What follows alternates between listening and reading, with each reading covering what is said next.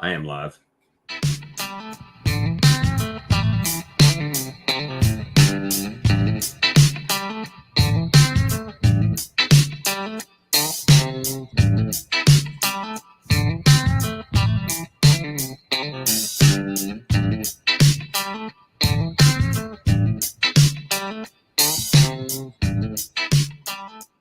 Well, I always get the groove going with that, man. Get the groove. What's up, everybody? Lee, you've been off for a few days. You don't even know how to act with days off. Yeah, I actually had to work. Well, I showed up to work today. I didn't actually do anything. I hadn't done anything in 4 days at work besides Hey, get paid. Let me tell everybody about our phone call today. So I called Lee in the middle of the workday, and you know how you wake somebody up, like you call them too early and they wake up and you're all sounding groggy when you call them? That's exactly how Lee sounded in the middle of his workday. He was taking a nap in his crane. Hey, you gotta get some rest when you can. Man, today was a day. It was constant. I dropped 2 videos today.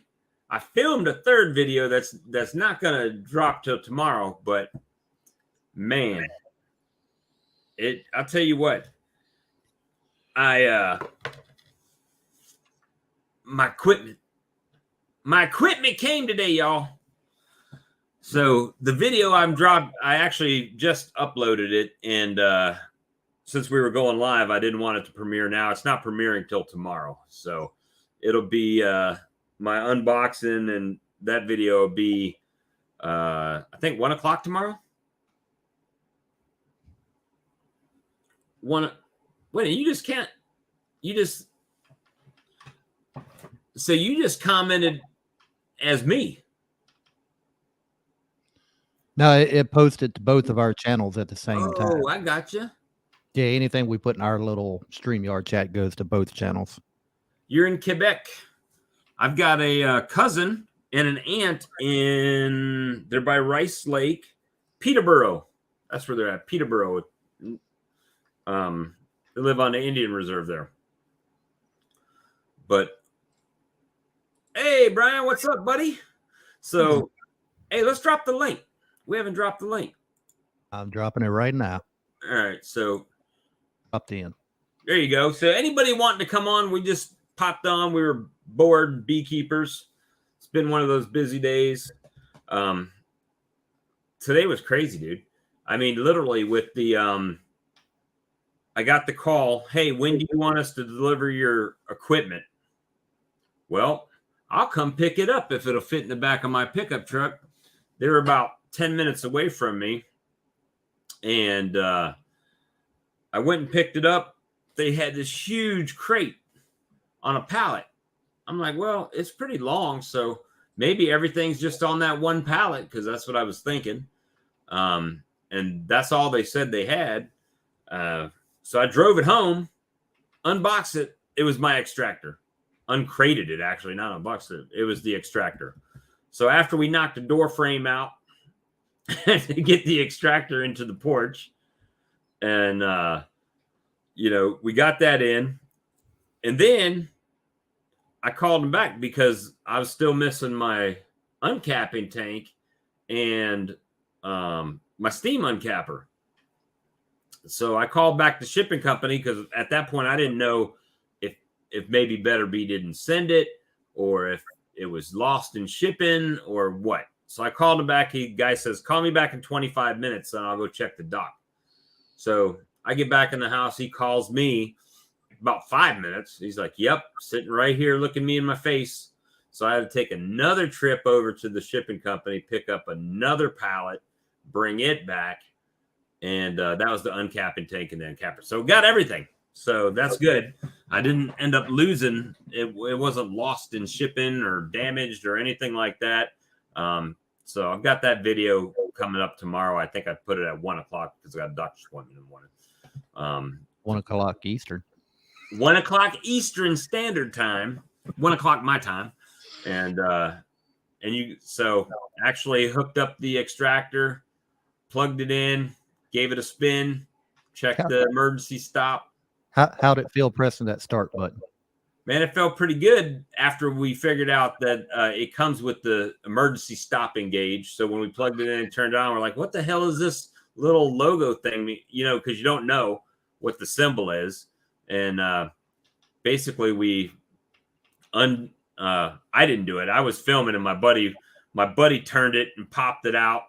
And I was like, oh, and started it on 1. I'm like, it's spinning. What'd you do?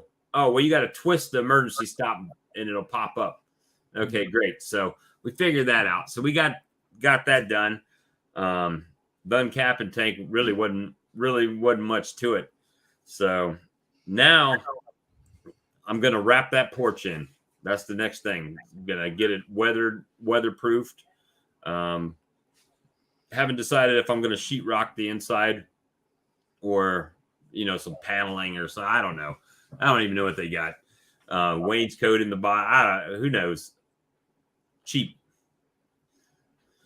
And so we're gonna see. I mean, it looks really nice. It's really quiet, really, really quiet. And on top of that, the metal feet, they sent these little rubber shoes that can go on it to like a buffer for vibration on the ground. But it empty, spinning at full tilt. There was no vibration, and it was quiet, really quiet. So it was pretty awesome.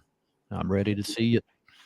The only thing I noticed, like on mine, whenever you go to load it, I have to try to make sure that it is kind of balanced. If I got a couple of heavy frames, I put them across from each other instead of right next to each other.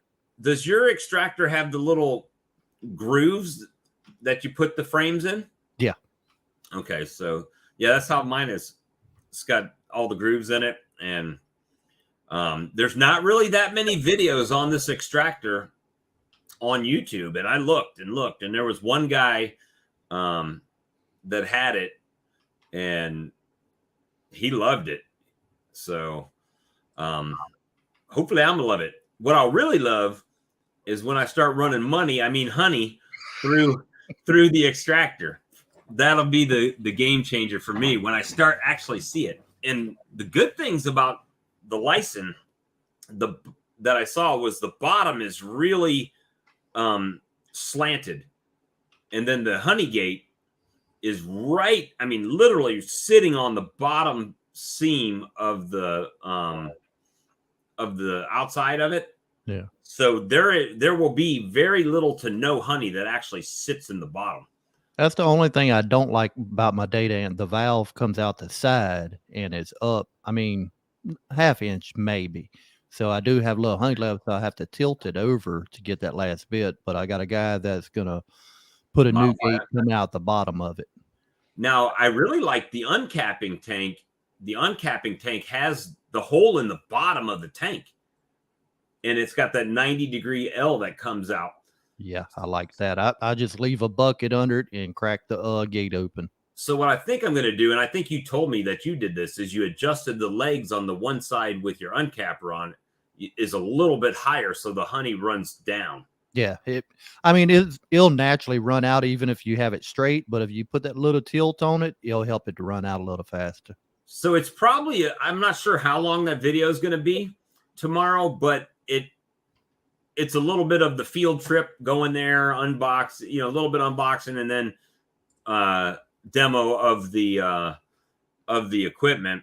And so it is an unboxing video, but it's an unboxing on 3 different pieces of equipment all at one time. So it's exciting. I didn't go with the Pro version. I don't know that I need the Pro version. As far as I can tell, it's the same exact extractor. The only difference is the control box. So what do they do different on that? So it's got a totally different controller. With this controller, I can't tell how fast it's actually going. I can set the 1 through 10, whatever that means, on the speed on it. Yeah. But when you put 10, it ramps it up slowly. Start on slow and then kind of step up. Yeah, it steps up to get to the end. Are you sharing that picture? I was about to. You was asking about the little ears on the bottom of my extractor. That's how they set in the frames are set in. All right, and did you had the other one up there too, right? I brought the Lyson up, but it's Yeah, not that's the on one I the inside. does it. Oh, I think they actually. I don't know if they have the license basket in there, but it looks a lot like that one. You could see the ears. I mean, a bit in here. Well, on my video tomorrow, I actually show the inside and what it looks like.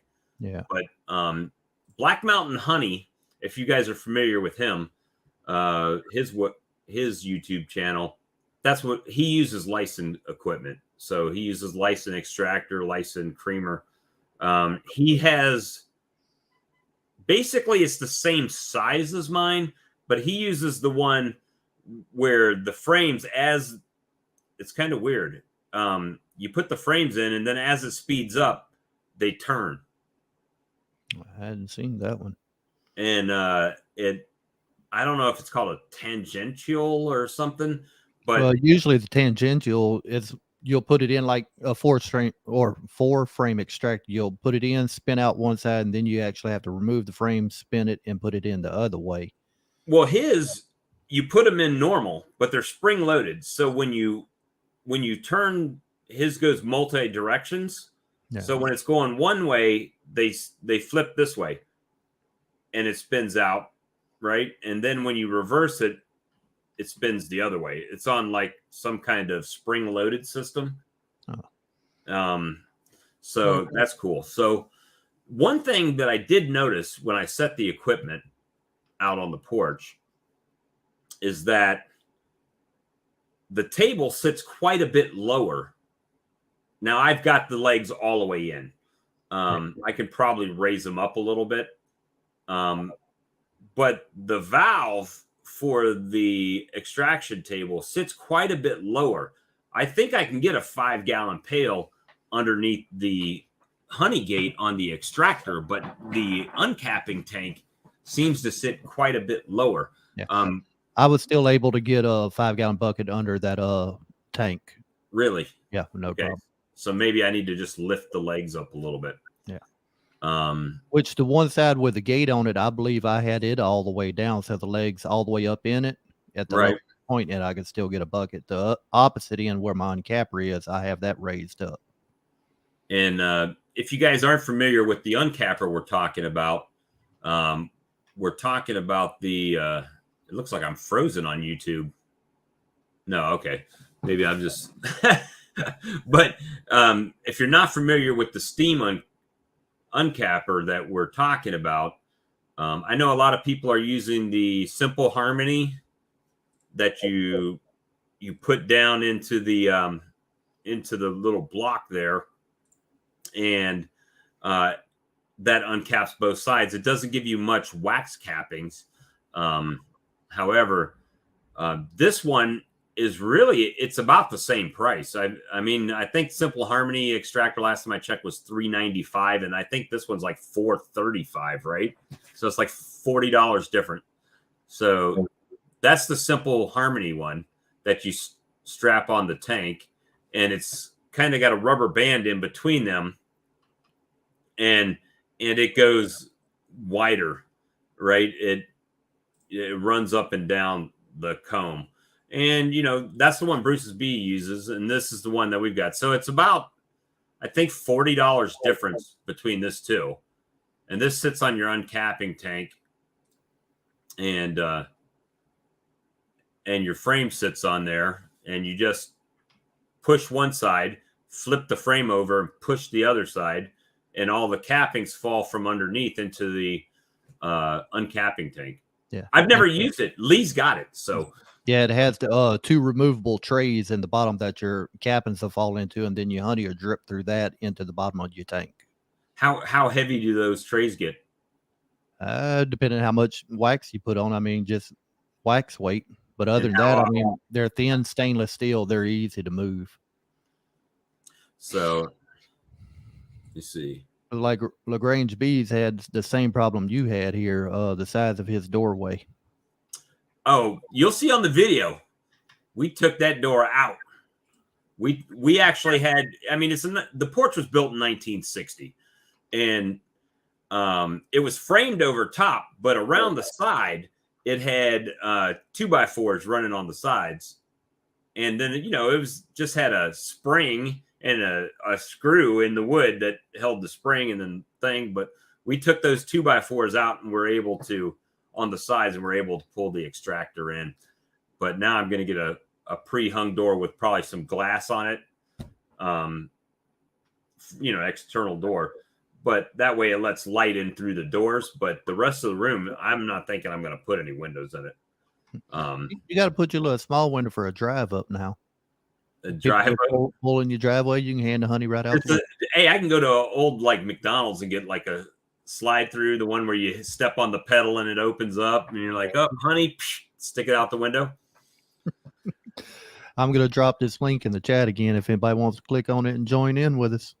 Yeah, come on in. I actually bought my first extractor off of eBay, and it's a Chinese one it's motorized, holds 8 mediums and 4 deeps. So, I mean, it works. My problem is I saw real quick with the difference between last year and this year with my colonies, right? And I knew that right away that I couldn't just uncap 4 frames and spin them, because if I got 4 deeps, it runs tangential. So I have to run it one side and then I have to flip it around and run it the other side.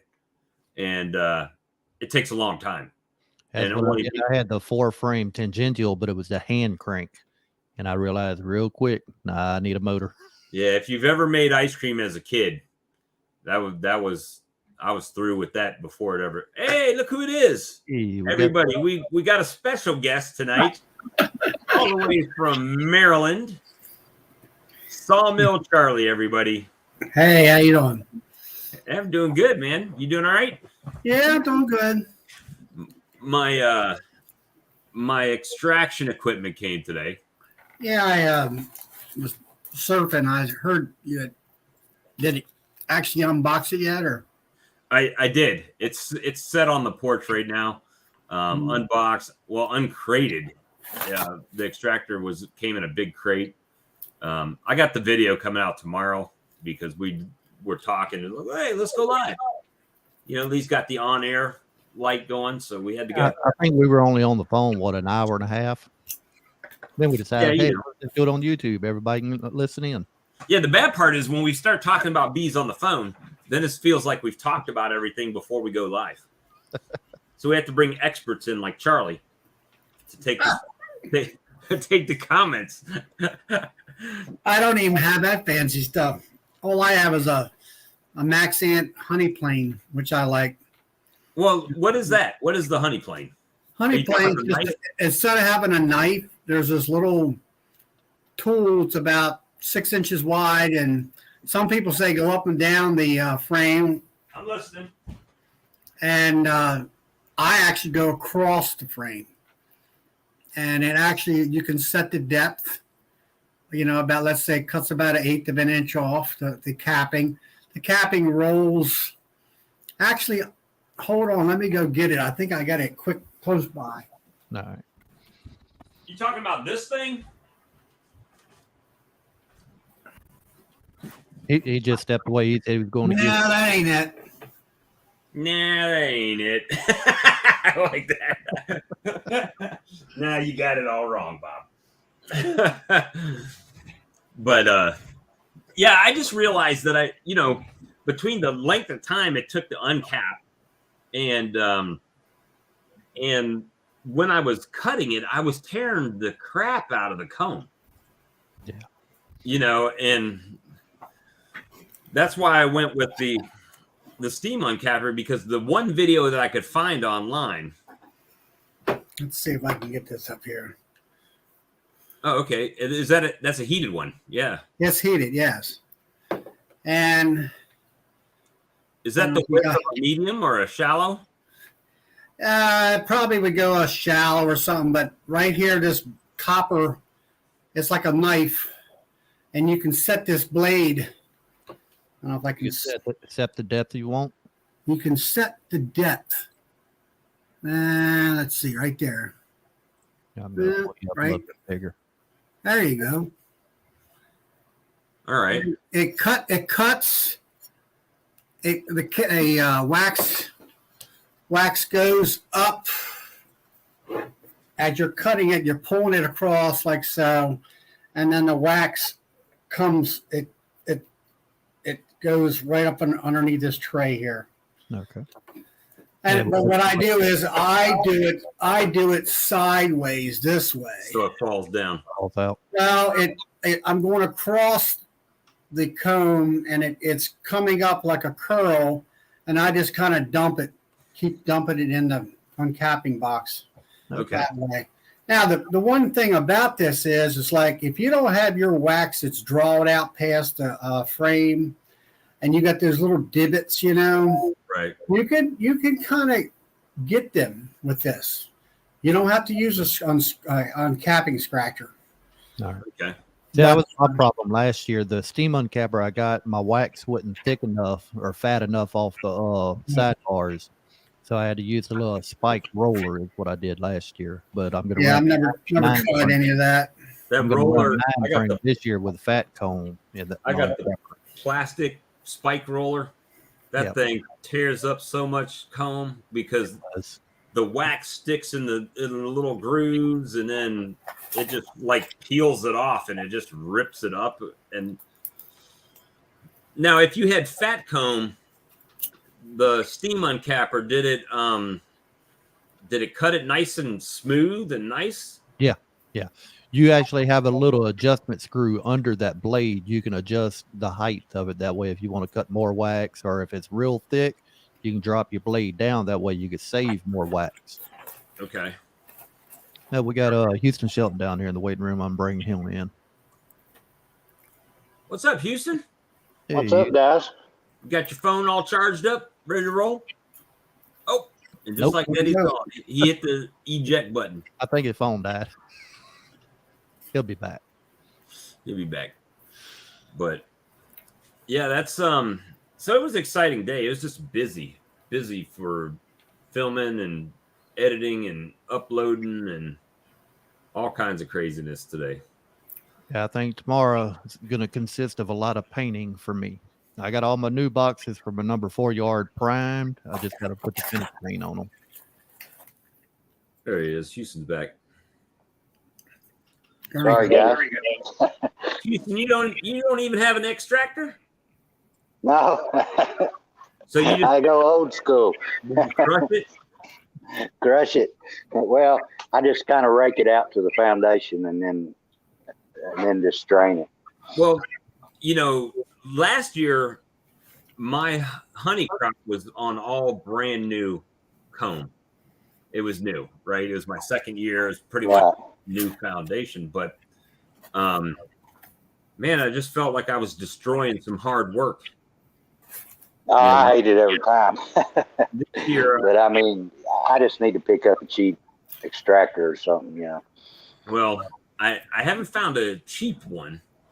Cheap. I mean, if you buy Man Lake extractor, even if it's a 2-frame damn hand spinner job, they're kind of steep. But I got mine when I bought my Chinese made eBay extractor. I think I bought it for like $320 or something. Yeah, I've been looking at some of those.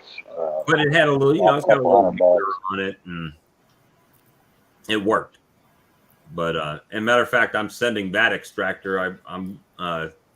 I've told Time is Honey I'd box it up and send it to him. He could just have it. That's good. So, try to help him out and get him started. And when you first start, anything you can save anywhere is probably a good thing. And who knows? Maybe it lasts a year, maybe it lasts 10 years. It just depends on how much you use it. But that's the only problem with bee equipment, though. Ain't very much of it cheap. no, none of it. No, and it's going up too, man. It's getting higher. Yeah, like me and Bob was talking here a while back. The extractor I got just from the time I bought it last year to this year's went up $600 Wow. Mm-hmm. for the same exact item. That's a raise. What about your Maxent bottling tank? I haven't heard a thing.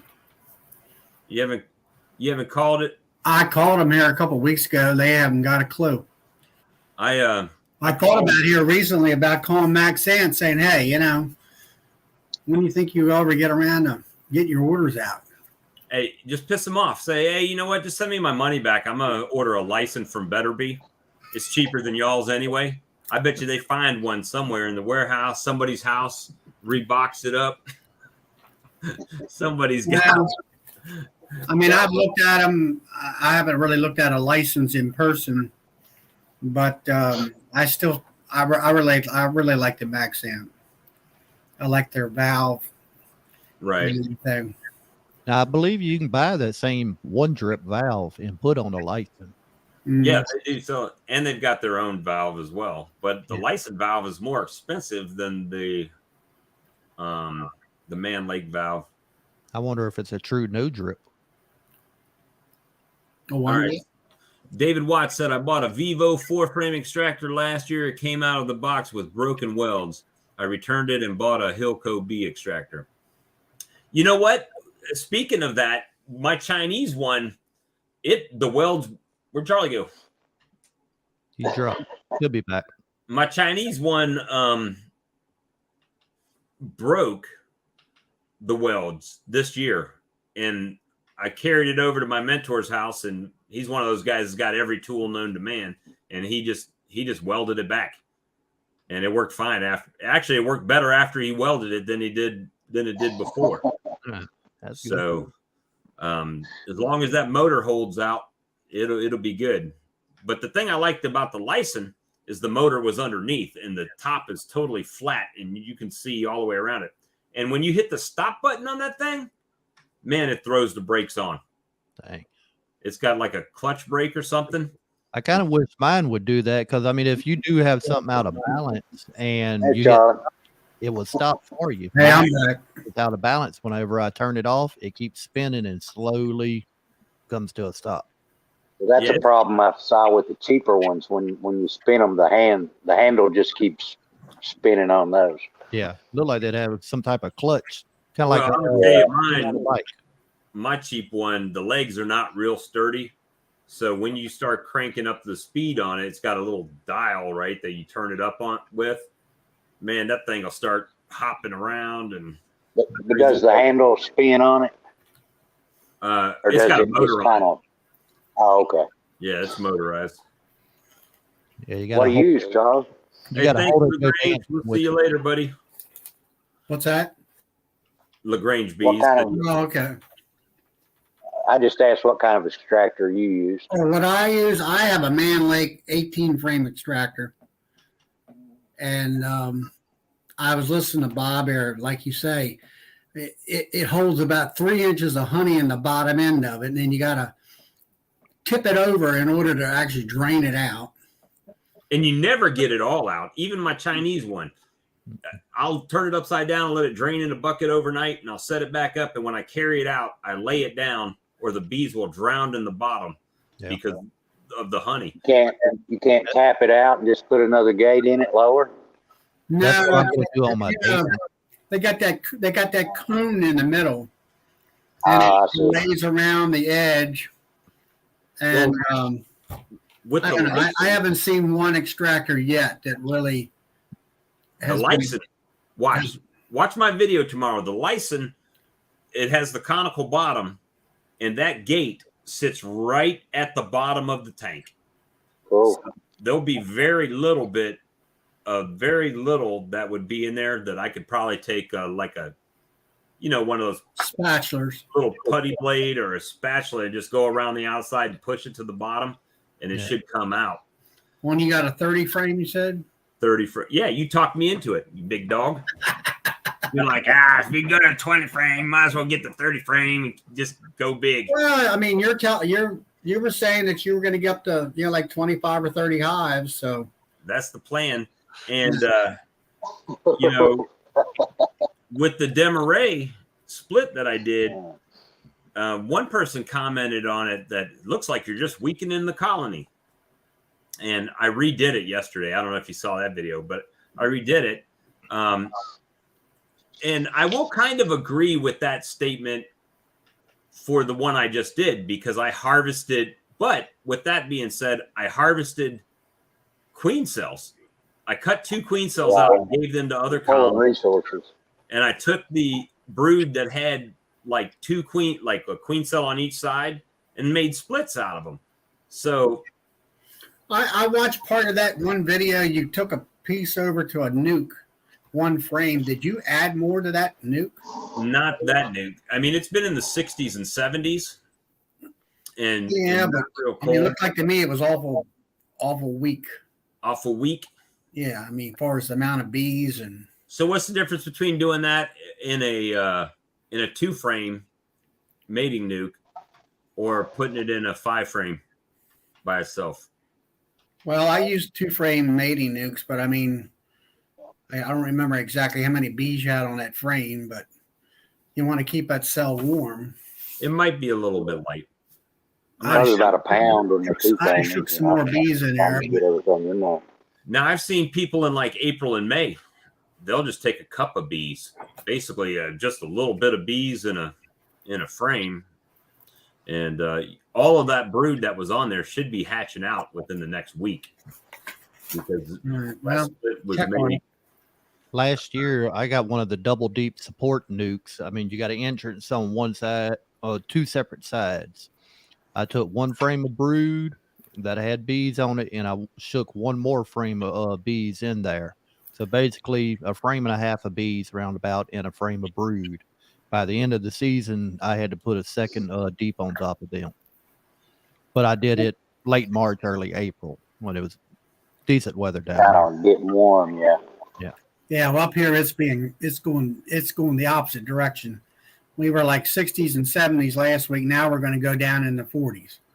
That's I mean, us. We're 30s, headed to 20s. So yeah, it's even some 20s at night. They said it's raining out there and it was misting. And I was concerned. Tomorrow I'm supposed to get a decent day of weather, maybe in the 60s, and I think the rain's supposed to dry up, but then it's supposed to go cold over the weekend. So I went out there today. I mean, it was not happy bee weather, I'll tell you that much. Well, And I did too, and man, that's going to lead me into a question I've got for you about paper combining a queenless colony with a queen-right colony. well, If your queenless colony is pissy, there he is.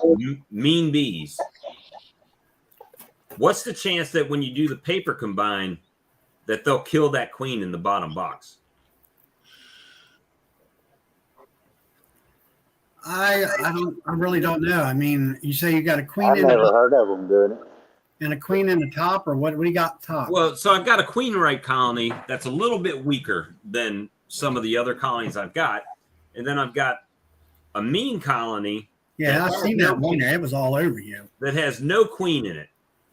Yeah, Right. they act like it. So if I pay, that's the one I got a queen cell in, and if that queen fails, I'm almost to the point of giving up and maybe just try. I was going to try to combine them, but I was like, man, they're so mean.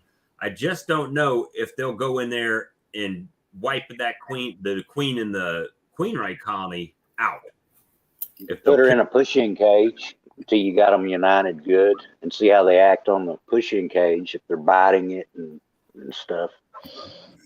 And if everything looks good, you could release her. They're mean or crazy because they're queenless. So Right. I've got another colony that I did today, and they're pissy as hell, but they're queen right.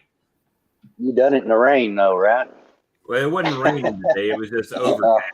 Do you have any nectar coming I in? went out there this afternoon, and it was foggy, and I won't say it was misty yet, but it was getting close. And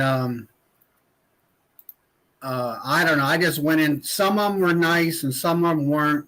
I was checking the nukes and checking to see whether or not whether they had pollen patties in them and whether there was any feed. And most of them had a lot of honey frames in there anyway. So I went through them a lot. Some of them I had put the sugar shim on them, and I'm talking like 1.25 inches of sugar, and they had just, this one hive just tore it all up. It was gone.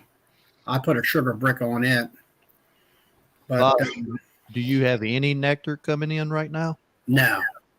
The only thing I got going on is the maples. I think the sugar maples just started to bloom here about a week ago.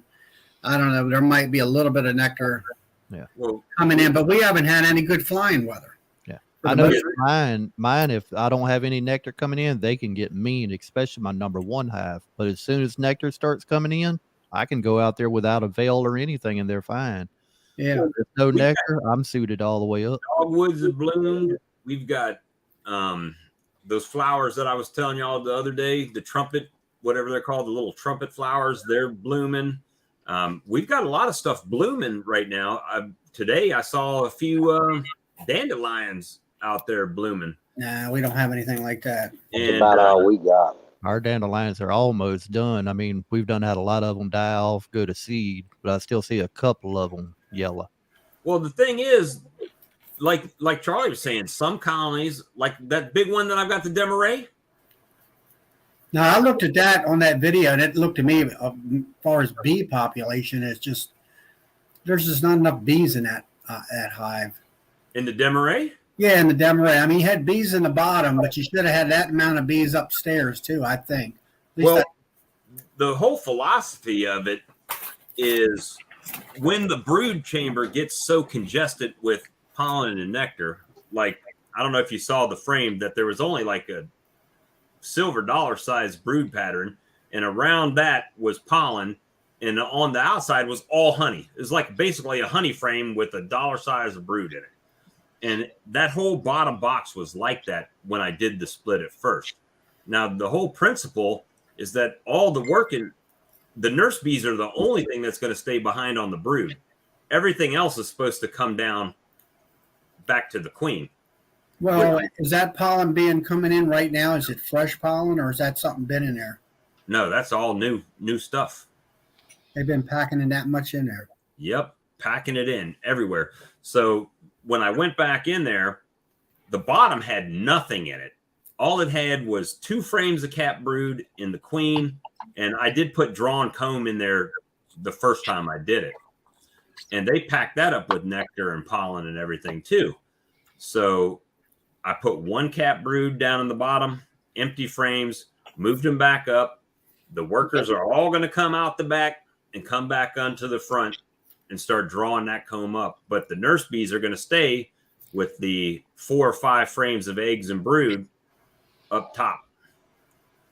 So if I wasn't robbing resources and let those brood hatch, then it would have doubled, which is why when the guy said, well, it looks like to me you're weakening the colony. Yeah, I can see that. I can see what you're saying.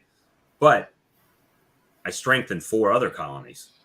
Yeah. So, it just depends on how you look at it. Now, on the rest of your hives there, you got nectar coming in, right? Obviously. A little bit, yeah. Are you doing single brood chamber management on them? No, everything right now is in. I've got a few singles, but everything else is in doubles right now. Doubles or triples right now. Why? And I want to split them down. Why triples? That's just how they came out of winter, and I added a box. To be honest with you, I just split them. There was no rhyme or reason to it. I didn't plan that out. I made early splits. Here's what happened. So you made early splits, and I know they died or whatever. Yeah, everything got wiped out, right? So that was 10 splits I made. And I was using 2 or 3 frames of brood. And so that's like 3 full colonies, single deep colonies that I just basically tossed to the wind, right? So my thought was, okay, we're going to let them build up. Now, I don't have to really worry about them swarming because they had room until they started bringing nectar and pollen in. Let them build back up before I did splits again. But now we're getting on in the next 2 to 3 weeks. We're going to start our nectar flow is really going to start coming on. So that was kind of where I was like, well, do I start making splits or do I wait till after the nectar flow to start making splits? It's kind of, well, if you would do single brood chamber management,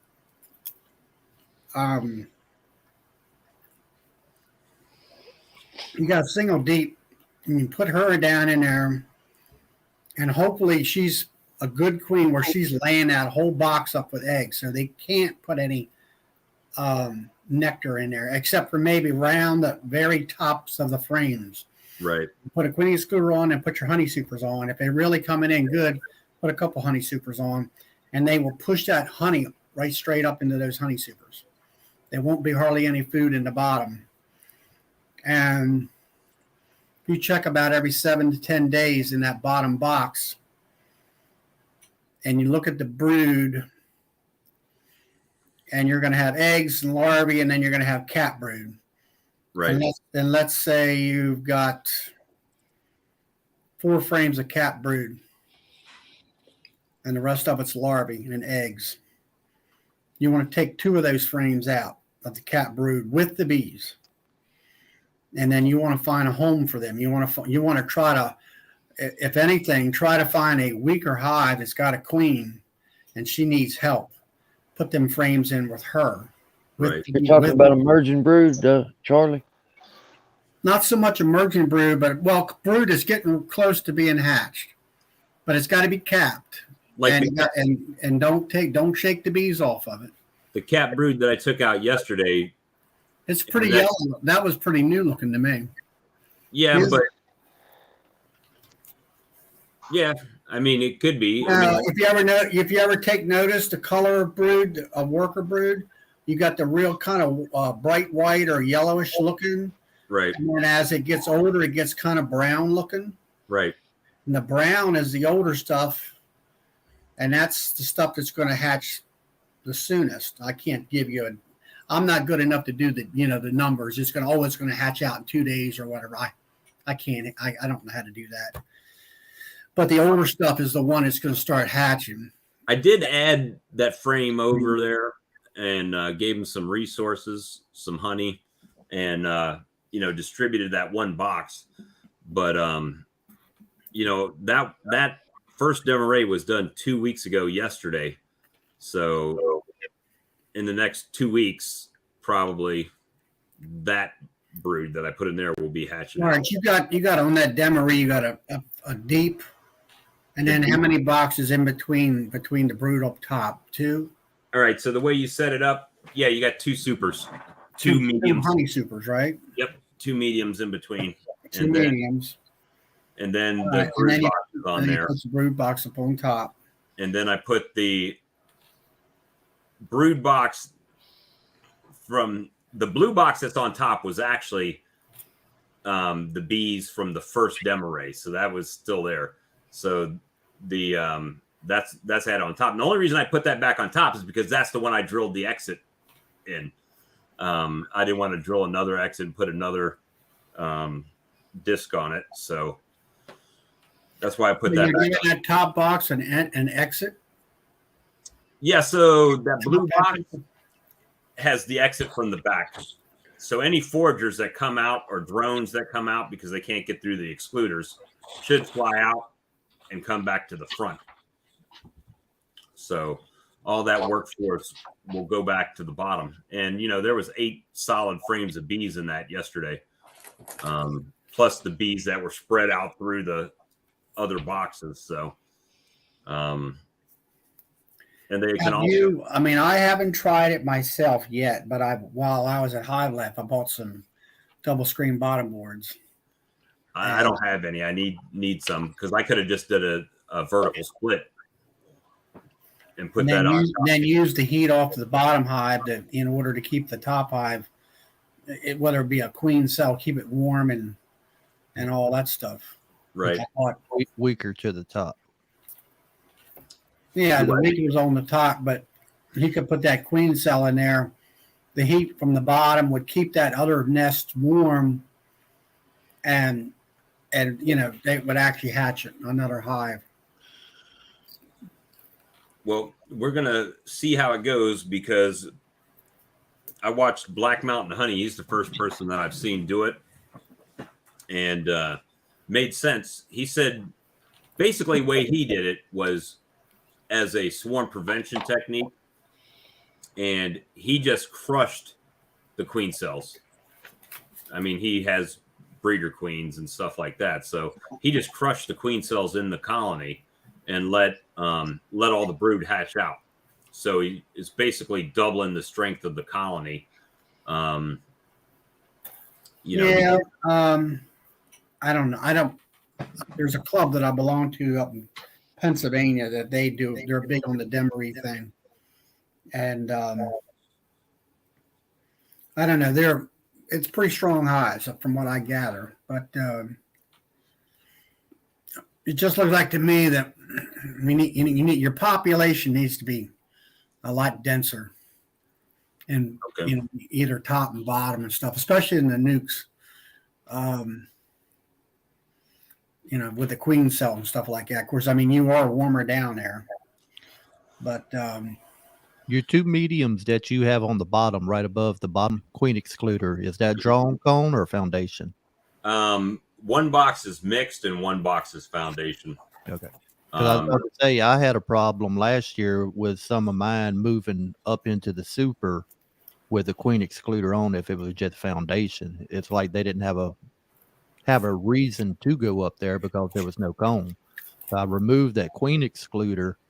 The bees went up into it, started drawing it out. Once they were drawing it out good, I replaced the queen excluder, make sure the queen was below, and then they passed through the queen excluder, no problem. It's like they had a reason to go in there and move any honey up.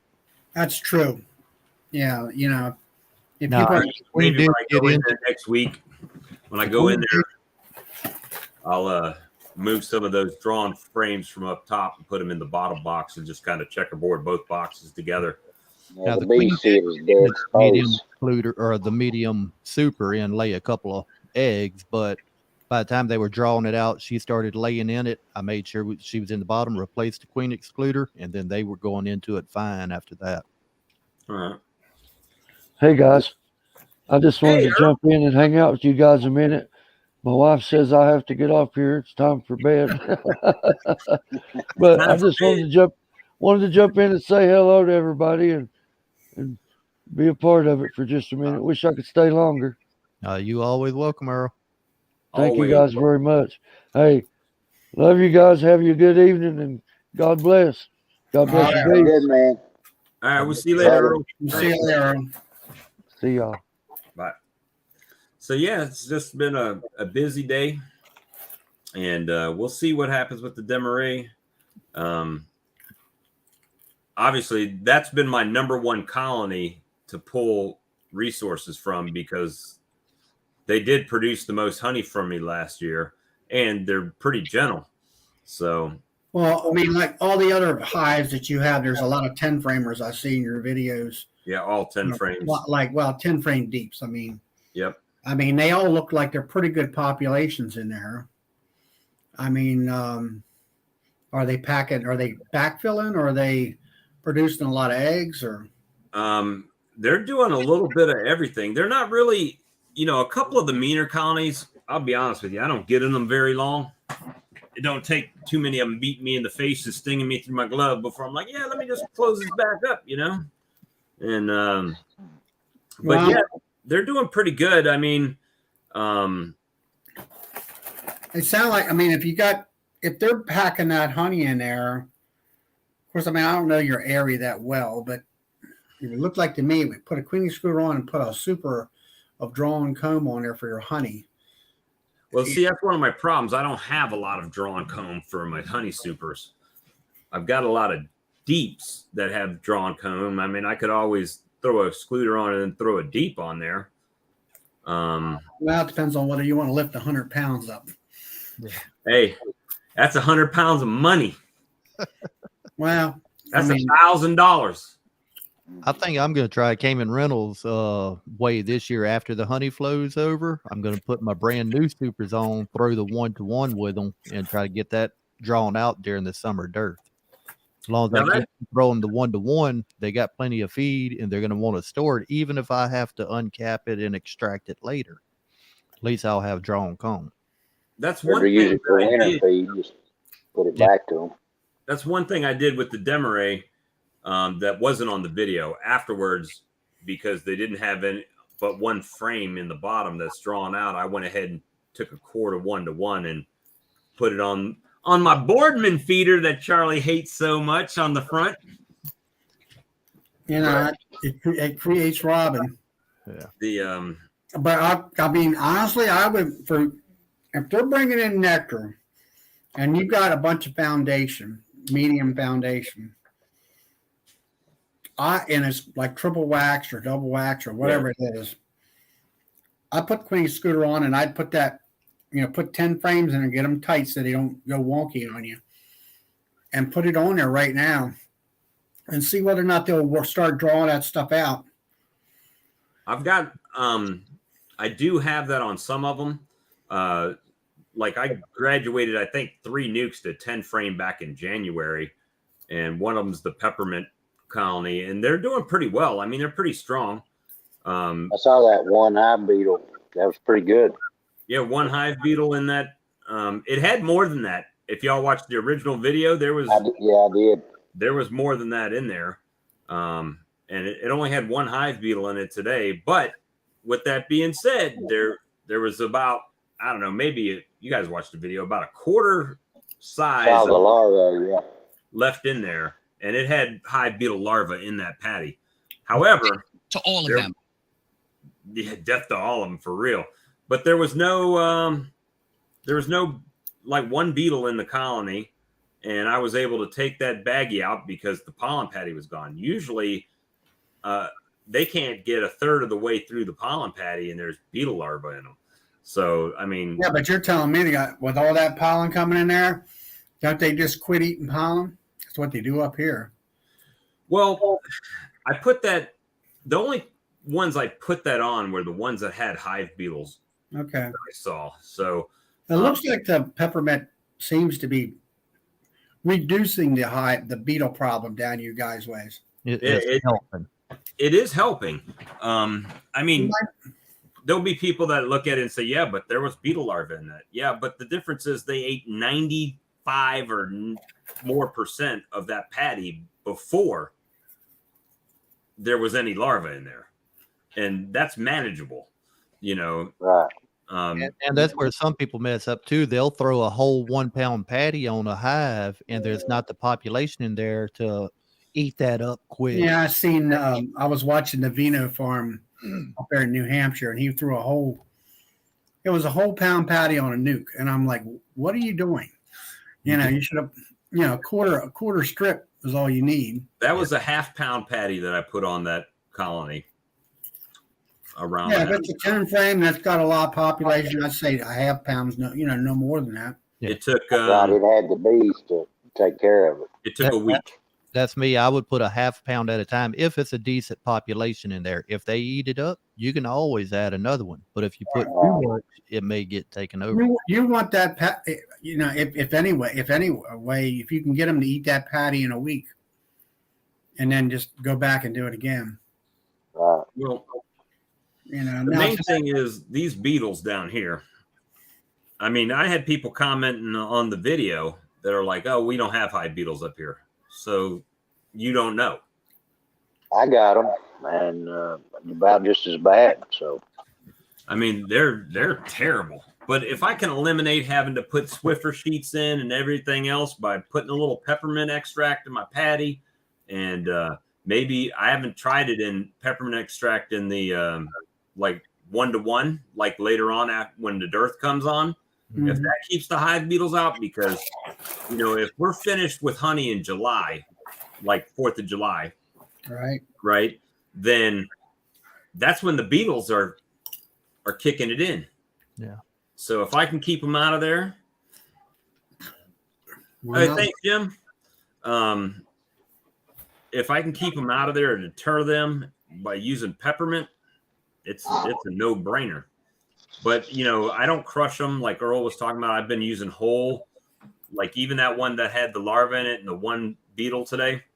I put whole Starlight candies or the peppermint candies in the corners, and put the super on it and let it roll.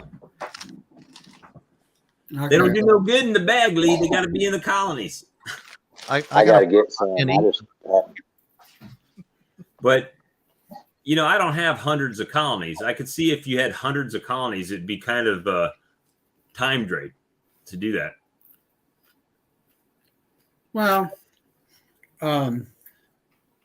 David, try the peppermint, brother. Get you some peppermints and put one on the top of each frame of each super and each, the brood boxes and whatnot, and see what happens. I give it a week and then go back in and check and see what the hive beetle population looks like in there. I guarantee it's less than when you put them in there.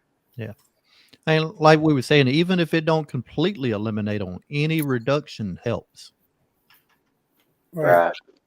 I mean, the less beetles you have in there, the more the bees can spend time actually rearing brood, taking care of all that versus fighting beetles. And then your population is going to rise. And then you got more population to counter any other beetle trying to come in. Right. But it's going good.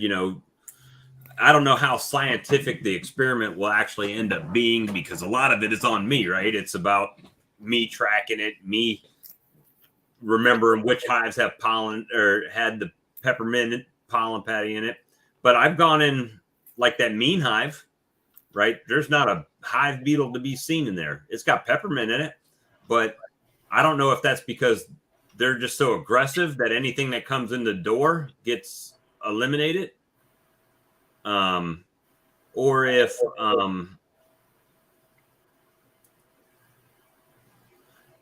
it's or the peppermint's doing it, right?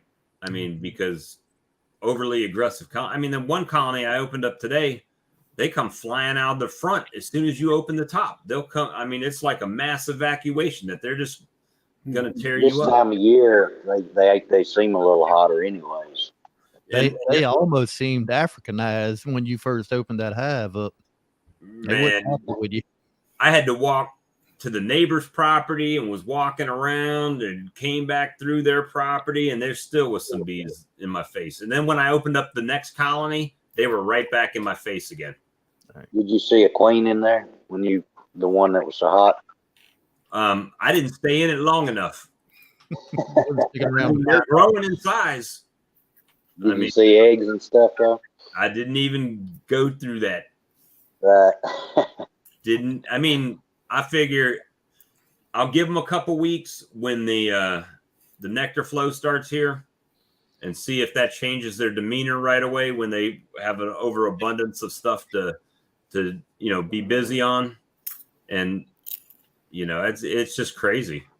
I noticed, like I said, I noticed a difference in mine's attitude whenever we started getting some nectar in. Before, I had to have, my jacket, veil, gloves, everything on. Right. Once we started getting a little nectar, they calmed down. They had something to occupy on, and I could go in with just a veil, then no gloves, jacket, thing.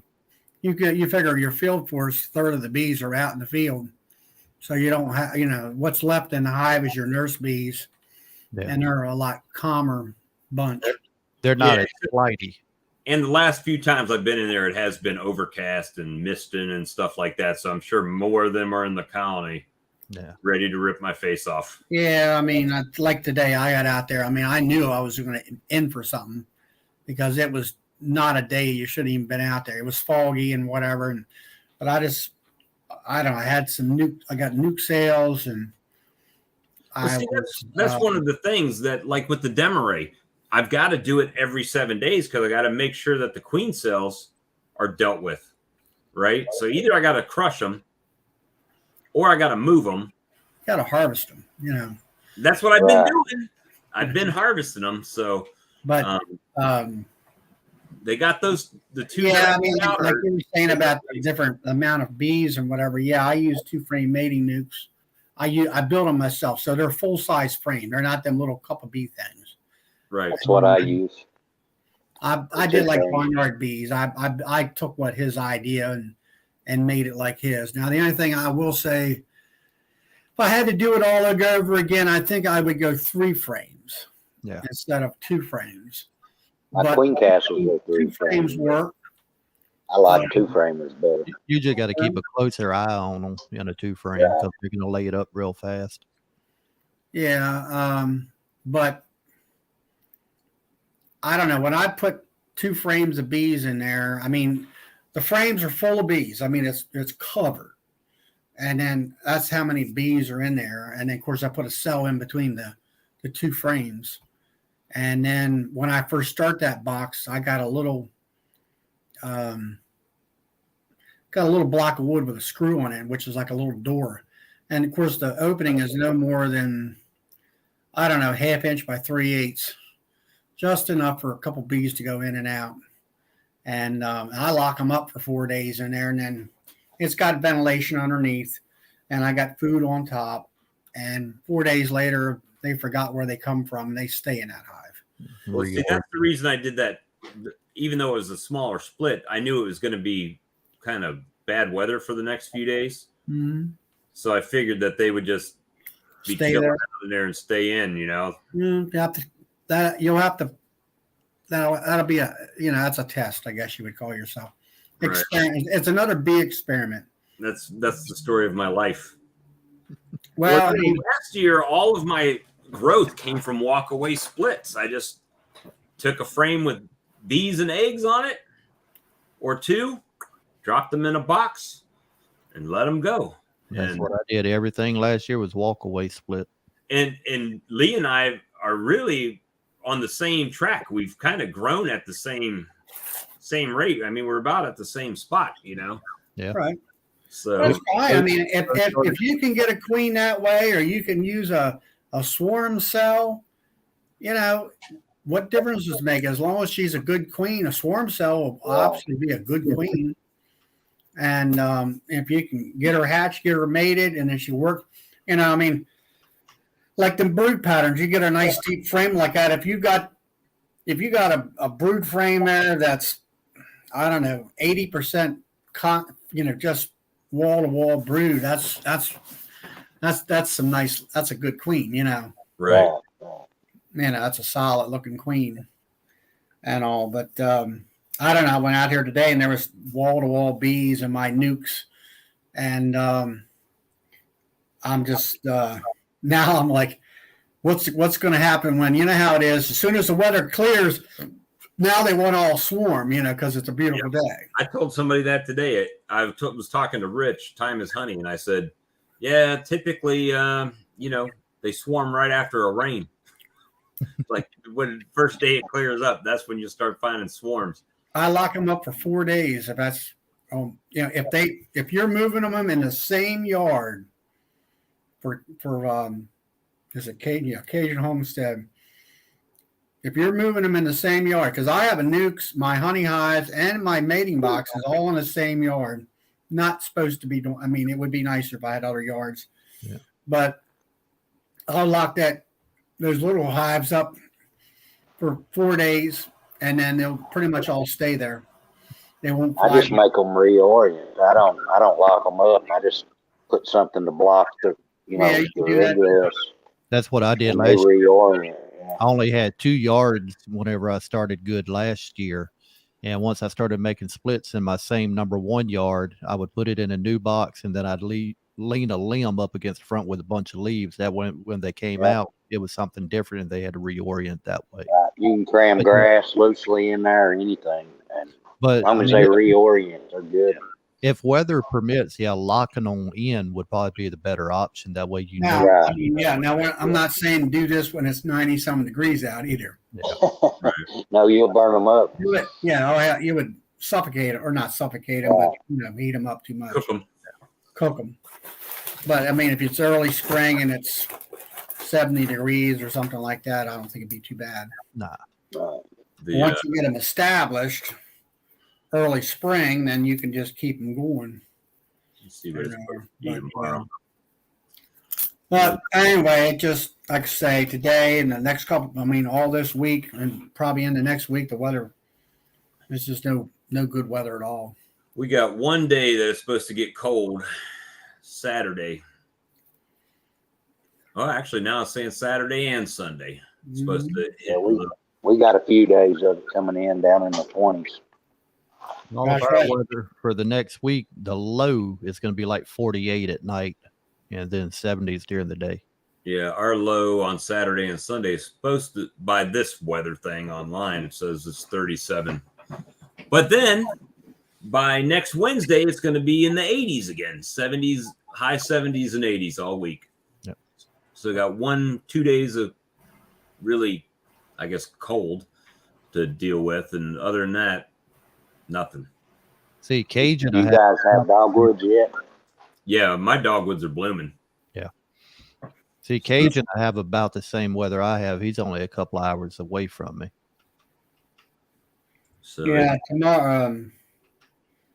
It's supposed to be like 55 tomorrow, and then it deteriorates. Saturday and Sunday might be 51, 45 during the daytime. that's the lows or the highs? That's the highs, Oh, okay. and then the lows are in the 40s. And Sunday night it's the 30s, it's below freezing. So our highs, even on the weekend, are going to be mid 60s. 65 is the lows, and 66 high Monday, and then it goes into the 70s and 80s. The Yeah, rest. Monday the high will be 37 degrees and 23 degrees at night.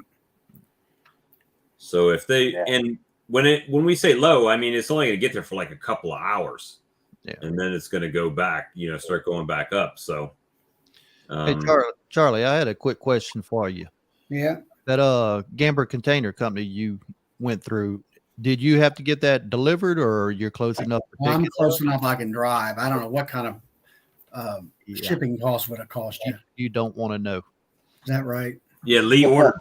You missed a live the other night. I ordered the 321 1 pound containers, 1,700 lids. How much? $117 just for shipping. That ain't worth it for you. Well, I mean, in the long run, the next 4 orders I make, all I got to do is order bottles. So, I mean, I really still come out cheaper than Better Be. Not by much, but it is cheaper. Now you're buying glass or you're going to buy plastic though. My little 1 pound like that's the plastic. Now, I do Yeah, have glass. the 1 pound glass also, but then I have the 1 pound squeeze. Right. And then $100. Jeez. Well, I mean, last time when I ordered from Better Be, just for 225 of them, it ran me $195 total. Now shipping was only $29, but now I don't have to order lids for the next 4 times. Yeah, I mean, are you getting a case of lids? Yeah, I got 1,700 lids coming. 38 millimeter lids. Yes, sir. And what color did you get? Yellow or? Honestly, don't remember. It was either yellow or white. White. I got white. My tires are blooming too, Jim. Now, like I said, if I start doing the habanero honey or something like that, I'll go with red lids on that. That way I can distinguish the difference on my Right. table for the farmer's market. I mean, I bought them lids like that. And I mean, it might last me a couple seasons. Those lids, you might last me almost 3, depending on how much you sell. Yeah. Yours also, I don't know, 1,700. I'll probably sell 500. Yeah. I'll probably use 500 lids in a year. Lee, how many pounds did you get last year? About 449, I believe it was. And like I said, that was this year, though, right? That was one hive that was overwintered, and then 8 nuke. Yeah, I think 8 nukes that I bought. So I started the season with 9, and I pulled that, and 8 out of the 9 that was nukes. So I mean, their first year, I still got honey from them, and left a little bit on the hive with them for winter. Well, I got those 3 overwintered nukes that I graduated from 5 frames into the deeps, Yeah, dude. and they're doing pretty good. So I'm hoping they produce something this season. They should. The thing I like about the apiary up the road from me that I buy my nukes from, I mean, when you get them, you better hurry up and get them in a 10-frame box or they're going to swarm. They give you a frame of pollen, a full frame of honey, 3 frames of fully capped brood, and all 5 frames are completely covered in bees. I mean, they ready. Just split them and throw the feed to them. They ready to explode when you get it. So you buy 8 nukes and split the nukes as soon as they get them to the yard. Yep. I may this year. I'm not sure yet. Last year, as soon as I put them in a 10 frame, I waited 2 days for some of that brood to start hatching, and then I threw a super on, and they started drawing it out pretty quick. Hello, Craig. Hey, Craig. You can never stay but a minute for our video. I saw you on last night for like a few hours. Cage, and on this question here, from what I've read, they say some bees that mess with the Bradford pears, some won't. The Bradford pears around our area here, I've never really seen bees on them, but they say it's a decent pollen source. Yeah, as far as I know, they don't fool with them around here. Yeah. Well, Like I got one tree. I've read contradictions. Some say they will, some say they won't, but I've never seen them on it here. I don't know what kind of tree I got in my yard, but the doggone what you call it, the carpenter bees, they're all over that tree, but the my bees, they don't want nothing to do with it, which surprises me, but guess it is what it is. Yeah, I put traps out already for them. I need to talk to Craig. Somehow I need to get your number, man, because you're literally like an hour and a half away from me. I can come up there and pick up queens, bees, nukes, whatever you're selling, brother. Yeah, we got somebody down here in the waiting room too. We got Spanky coming in. Spanky. Spanky got a haircut too since last time. I was going to ask if he ever give away a secret. No, he never did give his secret away. He's holding on to that one. For his pepper-infused honey. Can you hear us, Spanky? Yeah, can you hear me? Yeah, we can hear you. Okay. You doing all right today? Doing okay. My sister took us out to eat, and it was not very good. Not very good. She threw up in the bathroom. Ooh. Oh no! That's how bad it was. We got Bojangles chicken today. Since I was out working, I was really at went work. to sleep on the couch. I was at work. I just didn't work. Mom had to call and wake me up at work. Yeah, shoot it to me on Facebook, man, because Got to get it where you can. I want to. I want to come up there. Maybe we can do a collab video for YouTube, and I'll throw my useless hands in to help you out in some of your fields. You can have your kids show me how to beekeep. They probably do it better than me. They've been probably doing it longer. Who's bringing the donuts? I'll bring donuts, man. I'll stop by Krispy Kreme. We don't have Tim Hortons, so it has to be Krispy Kreme or Dunkin's. Just don't let Brian hear the donuts. He's going to show Don't tell Brian. Hey, Craig, before you run off, man, when do you think you'll have, I don't know if you sell packages, but nukes ready? How many hives have you got right now, Charlie? Let's see, 34, I think. I got 10. Well, probably 30. I went in 2 of my 10 framers, and one of them's queenless. It had a queen cell in it, but I'm not sure whether that queen cell is any good. So I got, I guess it's 33. Is that about what you run all year, or is that? I try to run at least 25 or so nukes and at least 10 honey hives. And I had about 8, or well, I'm actually more than 18 nukes sold, and I went out there and I've been transitioning from, I used to do a lot of mediums and stuff for the ladies who used to buy stuff, and that trend has kind of went away, and everybody's trending back to the deeps. And I put more deep in. Nooks, yeah. A A lot of people was going to nucleus colonies too. Well, see, now when I say that's nukes, I'm running, 5/5, and sometimes 15 frame, 3 boxes. And then I also run some mediums in there, and I was transitioning out of the mediums back into the deeps. But I run mediums, all mediums in my honey supers or honey hives. And I like, one size fits all thing is what I like about my honey supers. Yeah. Well, the And, nukes really they give you a ton of resources. I mean, if you need a queen, boom, go to your nuke, right? Pop a queen out of it. I mean, that's what, when I got into this stuff, Michael Palmer was just, I'll say, had just come onto the scene and say, hey, everybody should start raising nukes, because nobody was at the time, as resource hives and backup hives. And I jumped into that trend at that time. And I mean, there's a lot of folks that'll all make a nuke out of it. They'll pull it out of a 10 frame, and then I'll put a double screen board or whatever and raise a nuke that way. And over the years, I've found the 5-frame nuke box, it's a tool. There's so many good things that nobody really talks about. Right, I use them a lot too. Yeah, I mean, not only while you're thinking about using pro nukes.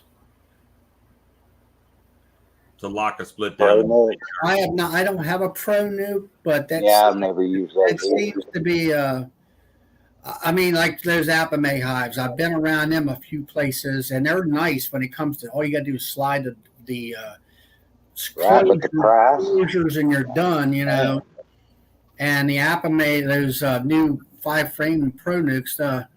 I do know Excuse me. there's a guy. He lives down in South. I still say it's in South Carolina. I got to find out. Anyway, he's starting to use. He's getting a deal on. Of course, he's buying thousands of them. To put his box instead of using wooden boxes on pro nukes. The only problem with the pro nuke is they'll, if you're commercial, they can only stack so many on top of so many lifts or pallets because they'll crush. Are they ventilated, those pro nukes? Yeah, they are ventilated. I would say, I mean, it'd just be temperature dependent. As long as it's not too hot, I think it should be fine. Well, I mean, pretty much they're not as insulated like Apamay hive would be. So I mean, you just want to watch if you're in direct sun and it. Well, I don't think I would want to have a pro nuke and keep a hive in there all the time. Yeah. I think it's more of a transfer box. Just And a anything. split or, yeah. It's a temporary box, the way I look at it. Yeah. like all my walkways. The nukes that I have, they're miniature hives. They Yeah, I have, use wooden ones. Yeah. I have wooden ones. I have a screen bottom board, and they're a 10 frame cut in half. I got the screen bottom board, your whatever size box you want, inner cover, and then telescoping cover. And they grow in them. They're in them boxes year round. And but the thing about a nuke is they do better. You can it's like I tell brand new people that gets packages, 3-pound package. Don't put it in a 10 frame. Put that. Mine will be going in nooks. Yeah. Put them in a definitely. 5 frame. And what it amounts to is manipulating the bees, and you make the bees condense down to those 5 frames, and all they got to do is Say wood, Mark. draw and wax out on the 5 frames. Yeah. And if you ever watch the 10 frame, put a 3-pound package in a 10 frame, you'll have them on 5 to 6 frames. And then Forever. but what if you ever notice, you have these lazy bees that are on the outer perimeters, which don't do anything for the colony as a whole. Right. And they're kind of like the lazy bees, as I call them. If you put them in a nuke, they're all compacted tight on all them frames, and they're all, I guess the other ones will tell the lazy bees, you will be doing some work here, and that is drawing that wax out. Yeah. And of course you're feeding them 1-to-1 at that point in time to draw that wax out, and they'll draw that wax out on them plastic frames more efficiently, and I'll say draw the whole frame out, not where you have like a small patch in the middle in most cases. And they do good on honey, actually. Nooks do. Yeah, They make a good amount of honey. I pull honey off mine. Well, putting them straight into the nuke too versus a 10 frame is going to help with any pests because they have less room to have to protect. I mean, if they have too much room, they can get overtaken easier. Yeah, Yeah, well, true. with mine, I put an entrance reducer in there, give it about an inch wide hole or maybe a half-inch wide thing. They don't need all that, entrance, that big 6-inch wide or whatever it is. And then they can concentrate on those 5 frames. They'll draw them 5 frames out. The queen will start laying. And then when I go in there, and of course now if you're drawing wax, you want to be feeding them with a quart jar on top, and just because they'll stimulate them to draw wax, and of course I have an inner cover, so I put the quart jar on that, and I put another box on top of that, and put the telly cover on top of that, so it's encapsulated. That's how I feed them. Same Right. way. So I don't know if you saw the sideline beekeeper Craig Branch's video the other day. He had a good video about he put a piece of cardboard at the front of the colony, and he shook frames of bees on, and the cardboard had a T-shirt on it, and he shook I the saw frame that. on there, and the bees Good flew, video. the forage bees flew back, but the nurse bees just marched up into the colony. And that was a good way to keep just nurse bees going into your nukes and stuff like that. well, is he transferring from a 10 framer to a 5 framer? Is what you're saying? He just, if I'm I think remembering, his correctly, was a 10-frame box. yeah, I it was a believe. 10-frame box, and I think he was just trying to boost the numbers in the colony at that point. Well, I mean, the easy way of doing that, and most commercial guys, from what I understand, is get yourself a box and you pull the frames of brood out out of that original hive, put a queen excluder on, and put that box of brood on top. I've done it out here on my 5-frame nuke. You go back and then go work on some more hives. Come back in about half an hour, 45 minutes. That whole box of brood up there that you put upstairs will be completely Full of nurse bees, covered with nurse bees. The queen's not there, number one, and that there's full of nurse bees. And all you got to do is pull the box off and you're done. I bought Some guys just use a shaker box when they do that. If they want. I've made I made a shaker box up, and where I was trying to find queens, and that's where I tell people. I used to see some of these guys. That's to pack my cell builder. Yeah, that's cool. What I was going to tell you, I used a shaker box, and make sure you got about 4 or 5 queen clips when you're doing that, because I'm like, there's the queen. I put her in one of them. There's another queen. there's another, a daughter queen.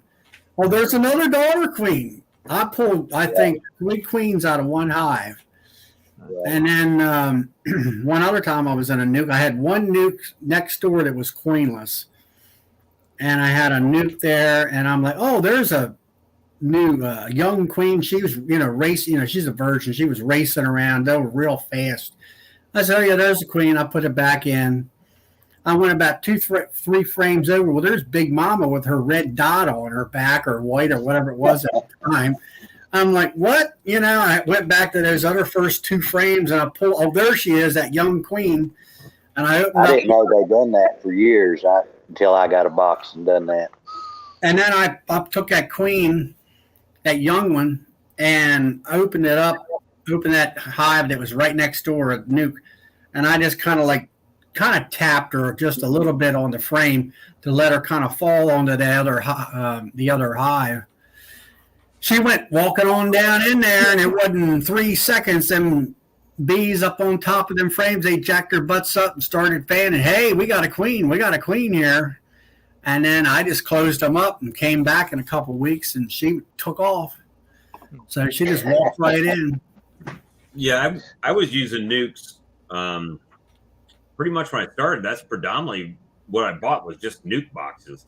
And I had some frame stuff, but my idea was to grow the nukes, move them to a 10 frame, And then That's what I do. I like that idea. It's Yeah, that's a good plan. the bees are confined, and as soon as you get the one box drawed out, if you don't have drawn comb, then just put another box on top of that, and maybe bring one comb up, for enticement. Yeah, So they'll come up to the next box and they'll draw that out, keep feeding them for the pull that wax out, and it's a great way to build wax and a great way to grow a hive. And then if you got that one nuke there, hopefully you have the nuke in the place where you want your 10 frame. right. Then once you got 10 frames of drawn wax, I mean, sometimes some friends of mine, I've told them this, and I have done it too, where I've put 4 boxes, a I gigantic, usually go through. Yeah. skyscraper nuke, as I call it, and you'll have all that drawn wax out, and then just convert it back down to a 10 frame. Like if you put three boxes on there, now you got 5 frames of drawn wax for the next deep on top, or whatever you're going to use. As far as drawing my wax out this year, like I said, I was going to go with Cayman Reynolds' idea, but I'm going with all migratory covers now. I still got a couple of telescoping covers, but all my migratories, I got the 2-inch hole drilled in the top with plugs. That way I can just pop my plug out, put a 1 gallon bucket on top. Right. Are you going commercially? Eventually, well, I don't know if I'd say commercial, but I'm hoping eventually pretty large sideliner. By myself anyway. I'm figuring 150, maybe 200, just to take care of myself. Yeah, I mean, anyway, like I say, that's That's that's a lot of, that's more than I want to take care of. Well, like I said, eventually it'll be full time. So I mean, I'm hoping another couple of years in the plants and I'm done. right. Yeah, I don't know. Like today, I was out there and I had all them nukes and the honey hives and stuff. And my biggest thing is, and maybe it's just me, or maybe it's it's not to say I have experience, but it's how to manage and how to deal with the public. Where it's like, they want to be, the public wants the bees to be on their schedule. Right. And I'm like, no, you're on the bee schedule. And whatever the bees say, you better be here to pick them up if you want to get them before they swarm or whatever. Yeah. As far as like the 5-frame nukes, that's what I normally use to make my splits in. I got to have getting overpopulated and it ain't time to put a super on or anything. I'll split it, put it in a 5-frame. It may build up enough that year to make a little honey for themselves. But I can overwinter it in a nuke if I need to, and then the following spring I'll be putting it into a 10-frame. Yeah, I got one. I'm gonna try some of the Webster hives or Palmer hives or whatever you call them. The 4/4s. I think I'm gonna try one of those this year. I looked at those and I had thought considerably about those. And Hey, Ricky. Rick, I don't know. I looked at them and like, all right, how are you going to work those hives? Stuff like that. well, Palmer's got some good videos. Kind of shows management. Well, of them. yeah, but what I'm getting at is if you have a box and you got 2 hives in one box, and the one hive on the right-hand side dies out, and now how are you going to dump that trash out of that hive without dumping the other hive out? You know what I'm saying? I kept looking at that. I'm like, you know what? I think I'll keep my single hives. You talking about Well, you don't have to, nuke, use a 10 frame on the bottom. You can use the 4 frame all the way up. Yeah. Well, that's what I did. One of my 4 frames out of the double deep nuke died last year. So I popped the top off, scraped everything out of the bottom, and removed all the frames from the right side. That way I didn't get no wax moth or anything else in there. And so far over the winter up to now, there's still no pest in it. But the left side is still building. And I just use that as a support hive. If one of my hives is getting weak, I'll pull a frame of brood out of it. Yeah, they say they build comb really well. I'm not. Yeah. I mean, five framers do, so I'm sure 4 framers would too. Yeah, it's like I said, it's a 10-frame box split, so you get 4 frames on each side. Right. I got the double deep nuke in the bottom, and then I put another deep on top of that, but I also have mediums that I can put on top of that are 4-frame and have them draw out extra comb. What I read, they go usually 3 high before you start putting supers on. That way you got a space for brood in them. Yeah. That's 12 I hadn't frames, put, you know. I hadn't put the 4-frame mediums on top yet. I've just had the 2 deeps on. Yeah, they seem to build them out fast. That's what I'm looking at. Hopefully get some stuff built up quick for some splits where I'm down so low. I hope to try to get built back up because I'm getting some packages kind of late. I just want to. I know I see Craig Branch is on here. I just want to say I enjoyed your talk on the stream team last night. Yeah, I did too. And Craig, I'm the guy that I don't know if you remember. You were talking about your oxalic acid vapor. I was the one that wrote back to you and talked about using that 1.5 by 1.5 foam strip in the front to keep the bees in your boxes instead of using just the rags and stuff. But anyway, well, it's about a quarter after 11. I got to get off here and get up tomorrow morning. All right. Well, thanks for Yeah, that's me. I just popped in too. Yeah, I'll look at those unboxing videos tomorrow, Bob. It's one video, so it's unboxing of all 3 things. So Okay. it's pretty neat little video. I mean, literally edited it while I was on the phone with Lee. I mean, real quick. It's not too many cuts. All right. You didn't show the semi coming up. You dumping it out. Or what? Do you know? Say it again. Are you going to be on here tomorrow night? Or Oh, we don't know. This was impromptu. We'll definitely be here Tuesday night. Yeah. okay? Yeah, I was at a bee meeting that night. We had. I was listening to the Pennsylvania State President, Bee Club President, that Steve Rapapsky. He wrote Queen. What's it called? Swarm Essentials with Dr. Connolly or whatever his name is. And he had that book up here for sale and stuff. But yeah, it was a pretty good talk. Nothing new for me. But all right, I'll check you out, see if anybody's around or whatever. You can always text Bob or whatever. All right. Sounds good. But that video's that I know you'll be at work tomorrow, but it's the unboxing video is 1 o'clock in the afternoon. So that's when it's dropping. I was going to do it tonight, but then we got a wild hair in our behinds to go live. So here we are. Yeah. We seem to do that pretty often. You know, but the funny thing is it's not like we always have people join in. I think one night we did this and it was just me and Lee. Every other time we've had people I join saw in. that. And we had, we got people coming in. We've had, we got Craig in here tonight. Brian. Yeah, I like to invite Craig on when he gets time. Yeah, me too. Tuesday night, 8 o'clock Eastern time. Plan to be on our live stream. I'm like Craig here tomorrow. I got to get up and paint hives tomorrow for the 4th yard. That's what I was doing before I came on. I was painting hives. I heard you guys drop the to get in, 2 or 3 times. I was like, man, I'd like to get on, but I got paint everywhere.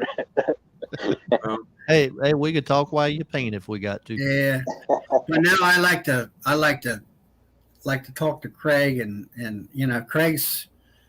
He says, I think he said he had 100 or 200 hives, and and he's been doing it 25 years too. He's got a lot of experience. He's got the experience and all that kind of stuff, and especially with like the double screen bottoms, I'm going to try to use them this year, and especially in queen rearing, like Greg Burns was talking about, and also that's what I learned down at Hive Life through Bob Benny and the other fellow that was down there, Sutton, I think his last name was, where they put the graphs in the bottom and put the queen upstairs and put the double screen in the middle, and then switched it around and put the queen excluder in. And I like to try some with my nooks.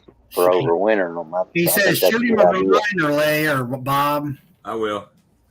And yeah, if we can get him on there next Tuesday, I would enjoy that a lot. I'm always looking for somebody that's got more experience. And, not that I have a lot of experience, but it was like this past Tuesday night where I went to that bee meeting, and it was like when we left there, me and my friend, that we come down to Georgia to get bees.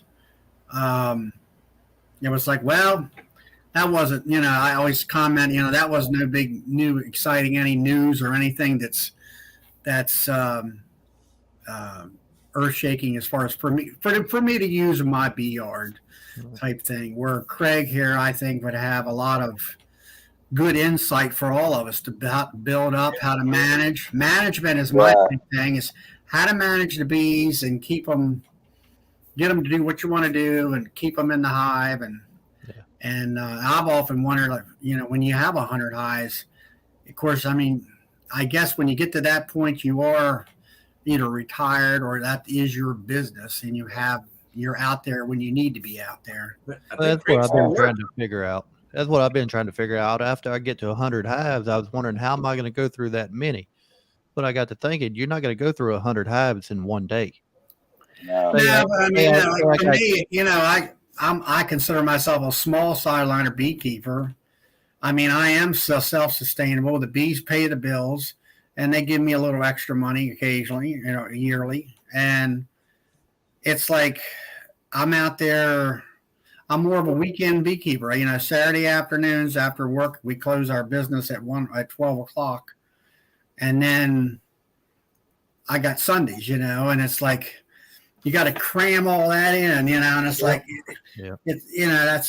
I'd rather be able to do it a little bit more spread out per se. That's me. I had been working 7/12s for a little while on these turnarounds, but now I'm back to 4/10. So I'll kind of have my 3-day weekends, except for this weekend. I got a wedding I got to go shoot. Right. But then I think that's where we're all at, wanting the bees kind of pay the bills. Yeah, that's what I was about to say, Craig. Instead of going through 100 yards at one time, there's no way you can do it. You just split it up and go through so many hives per day and work it as a 5-day week. However many hives you got, just say divide it by 2 or whatever, and you can do 2 yards a day, 5 days a week, and still have a weekend. I kind of do that now with my yard. I just pick like a row and go through that row. Try to. That's how Palmer says he splits. He just starts like at 1 and goes through so many, and time he comes back around, they're ready to bust, again. So. Yeah. But that's how I was thinking, try to schedule mine. Just do 2 yards a day if it comes to it, and then work it at 5 days a week, 4 days, whatever I need to do. Well, I will have to say that for me, I've got, like last year, I got into it where I would, one weekend was the nukes, and then the next weekend was the 10 frame hives and stuff like that. Now, if it's in the honey season, I can go out there in the middle of the week in the evenings, because you have daylight hours and it's usually quite warm, and you can check the supers, and arrange I arrange my frames and things like that, or under super and all that kind of stuff. Yeah. So yeah, that's what I do. All right, I got to go, Craig. Hope to see you next Tuesday. And actually, you know what? I think I seen you and your wife at the bluegrass part of Cayman Reynolds Hive Life. I'm almost, I think I recognized your wife. I'll put it to you that way. I think that was when everybody was getting up ready to leave. So, all right. Well, I got to go, guys. We'll talk to you later. Thanks, Charlie. You have a good night. Hey, speaking of that Hive Life conference, I know it's a little early, but I actually called today and reserved my room at the hotel right next to the convention center for next year before they sell out. Did you said pretty you bought smart. tickets too today? Say that again? You bought some tickets too? No, tickets ain't on sale yet. I don't think they're going to go on sale until June or July, the way Cayman was talking. And then But You I got figure your once they motel. go on sale, everybody's going to want to go to that hotel right next to the convention center, so they ain't got to drive. Just walk across the street or across the yard. So I called today to make my reservation. And they told me since I called so early in advance, I got a 20% discount. Wow. nice. Now, I mean, the place right there on site, it is. I mean, it's a little pricey, but 20% discount, it helped. Last time I went up there, I went for a long weekend, and they got whole houses you can rent. Yeah.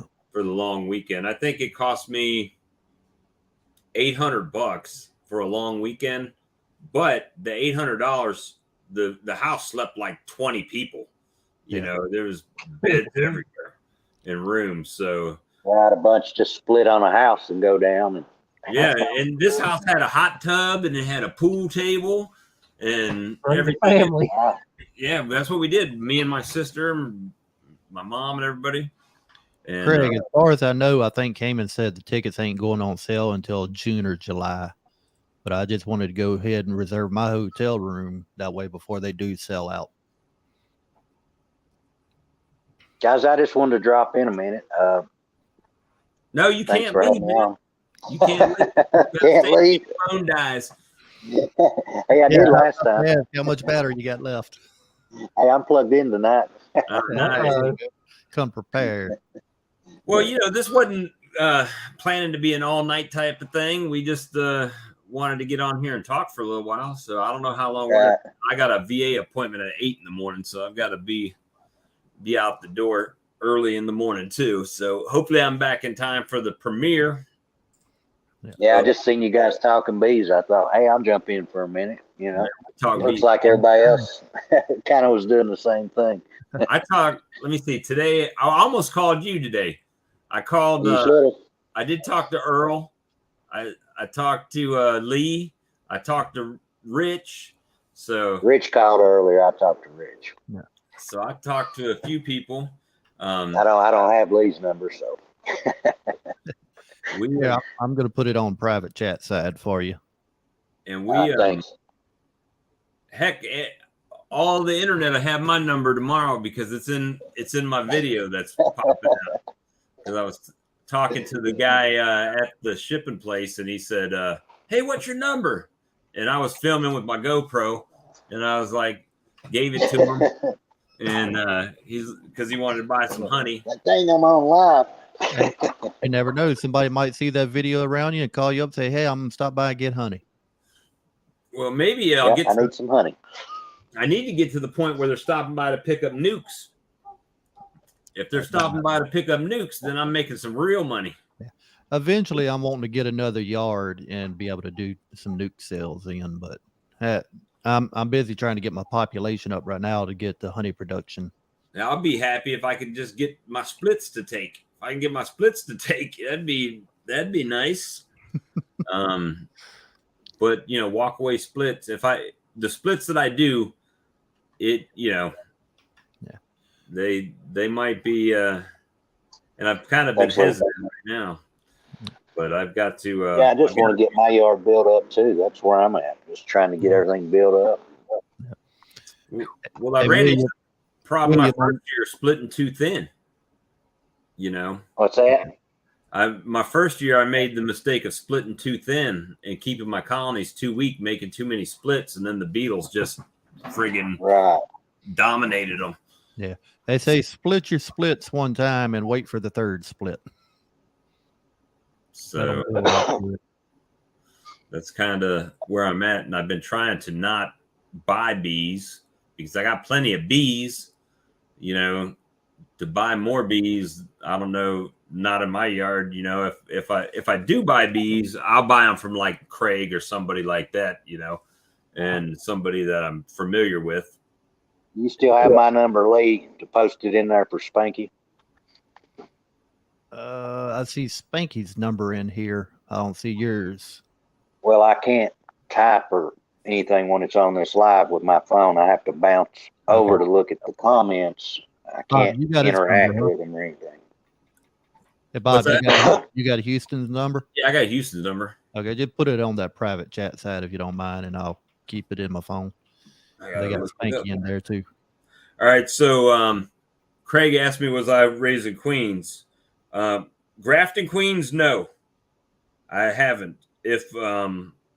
However, I am raising queen cells with my Demarest split that I've been cutting out and putting in colonies.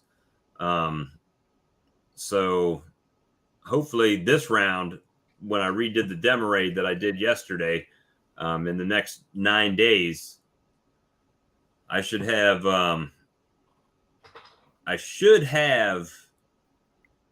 some queens. Well, I know I have queen cells, but I don't know how many they're going to produce. And if you can grab some extra queen cells, I'll ride up and pick them up and bring them back and make a shit ton of splits. Excuse my French. A bunch of splits for the G-rated folks. I'll split out 10. If I had 10 cells, well, I could probably use 10 to 15 cells right now. So I could use a queen myself right now. And split them out. Yeah, Craig, this year I am buying 8 nukes, but I'm starting a whole new yard there. So instead of splitting my production colonies I'm have for this year, I'm just going to get the nukes, start the new yard, and then after that I'll be making my own. I did get the Nikot system this year to try to make some queens, but I'm also going to save some cells out of it and do the hand grafting. Try it out anyway for my first time. All right, so let me post Houston's number over here. Is this? I'm not going to say it out loud, even though that's my mind would say. There you go.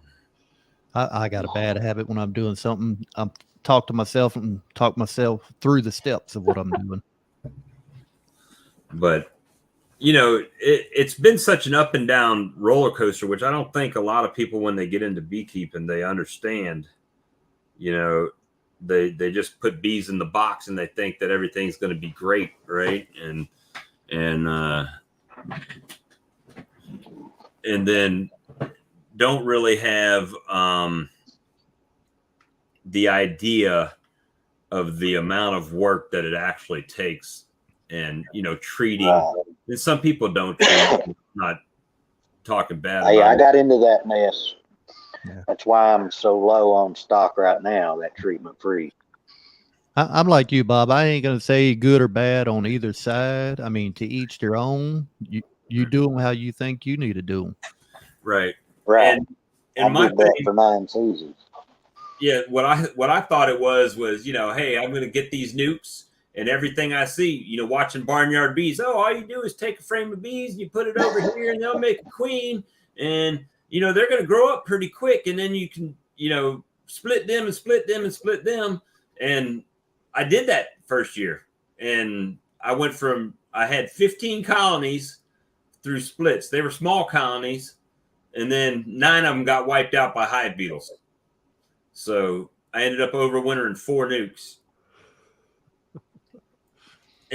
And then, then I got smart. Then it was, well, as smart as I can get. I got as smart as I can get with being whereas like, okay, now I got to have a plan, right? So I started doing walk away splits, but keeping the numbers up as fast as I could get them. Like I would take a 5-frame and a 5-frame nuke, and then I would make it a 10-frame nuke, right? I would do 5 over 5. Yeah. And then once I had the majority of those built out, then I would move it to a 10-frame. And then I would split back and do the same thing, which is how I was able to build this last year. All my walkaways, the only thing I did, I split them into a 5-frame nuke. Once they got that pretty full, I put them straight to a 10-frame. Now, when you did a walkaway, how were you splitting it? How many frames of brood? I was putting 1 full frame of completely capped brood, both sides, and then the nurse bees that were on that frame, and then I would shake 1 more frame of bees into it. So basically 2 full frames of bees and a frame of brood. And then you would shake another brood frame in there, right? Yeah.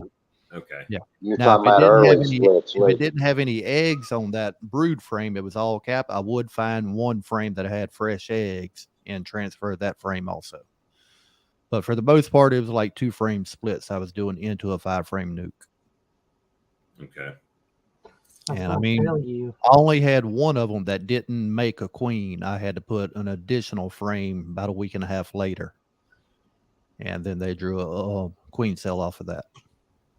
All right, it's all fun and games until the dearth. That's true, guys. Yeah. I said I'm gonna put the 1-to-1 on them this year during the dearth, and hopefully they'll draw the new foundations out for me. Well, I've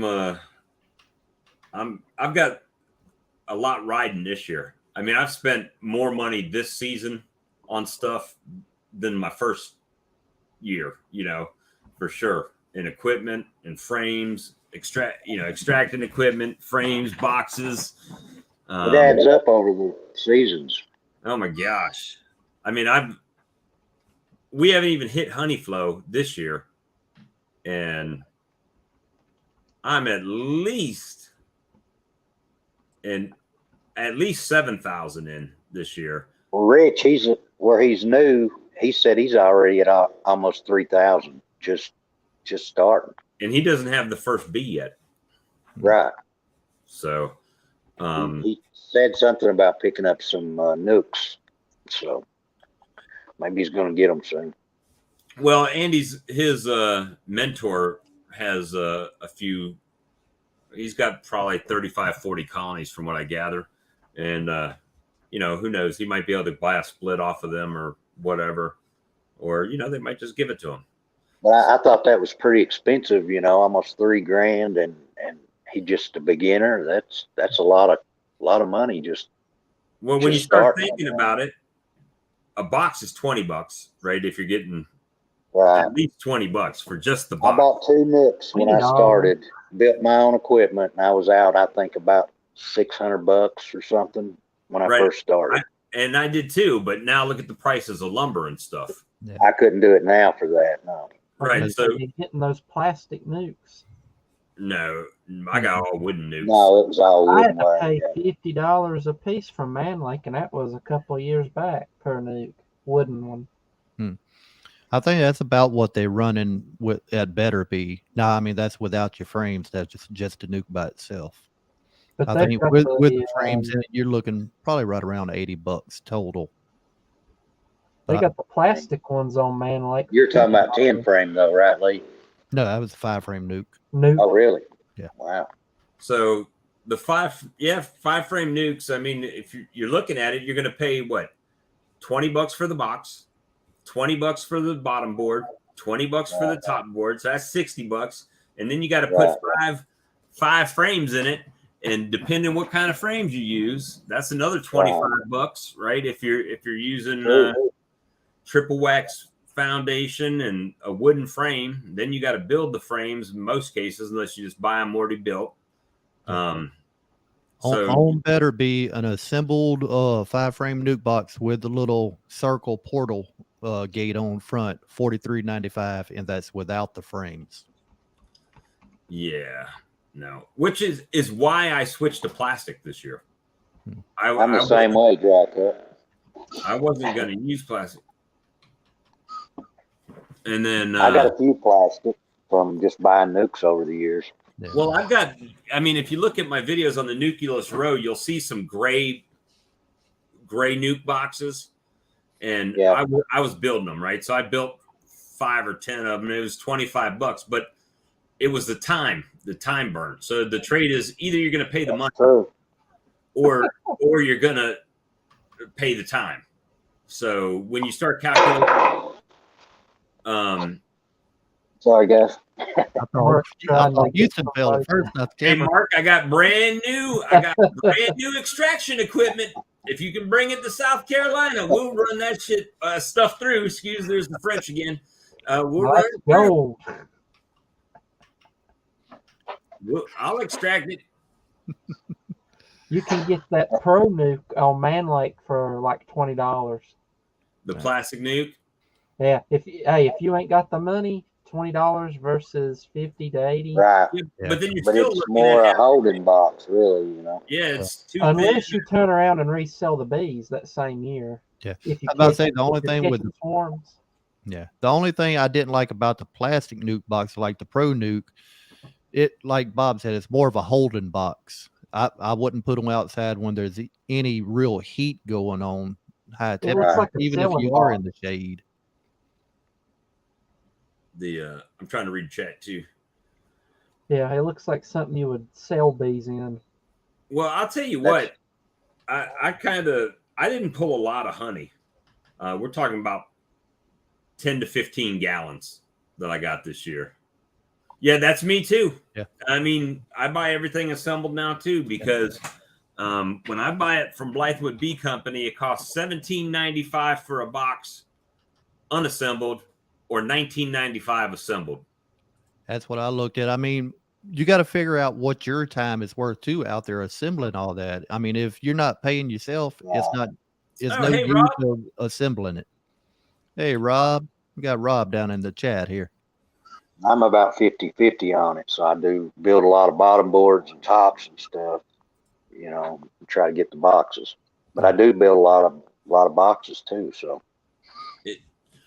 And then, I mean, I've had some migratory covers for my nukes that are like, they haven't made it 2-3 years. Then they're rotten through, even painted.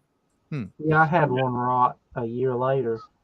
I got rotten equipment, but most of my stuff's pretty good, and some of it's be 10 years old next year. So it's all of mine. I put at least 2 coats of oil-based primer and then 2 coats of latex enamel over that minimum. Hey, Mark, where are you located, buddy? Mark Miller. He says he's got 5 gallons of 5-gallon buckets for sale here. What's the 5-gallon buckets going for in y'all's areas? I know I could go right now to Blythewood Bee Company and buy a 5-gallon bucket for $2.25. My local apiary last year, they were selling 5 gallons for $180. It was either $180 or $185, but they said this year they were going up to $200. All right, but that's 60 pounds. Yeah.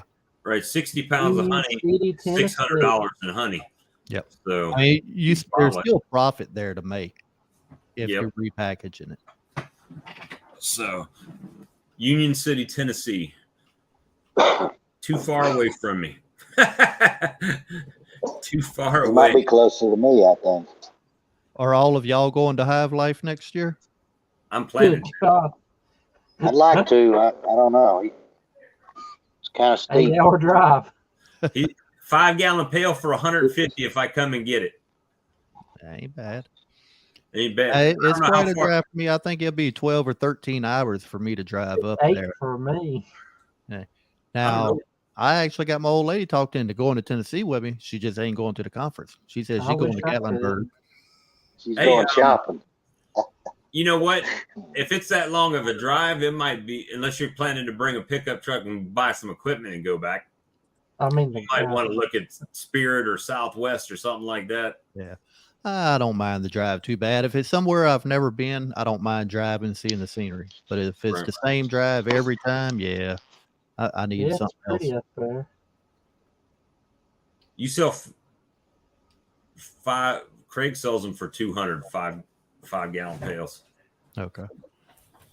That's what we're going for here now. Which My they thing said they went up on their still nukes. ask me for honey, and I don't have any honey right now. I'm all sold out.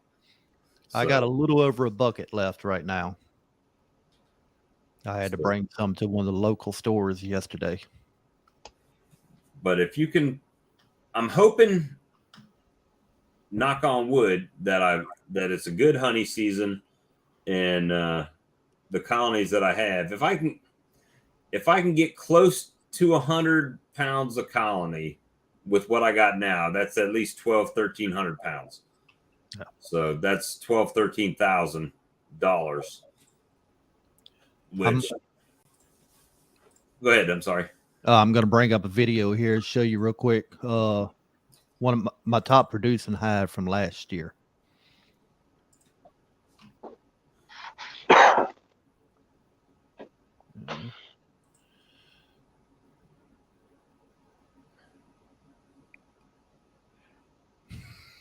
Damn, how many?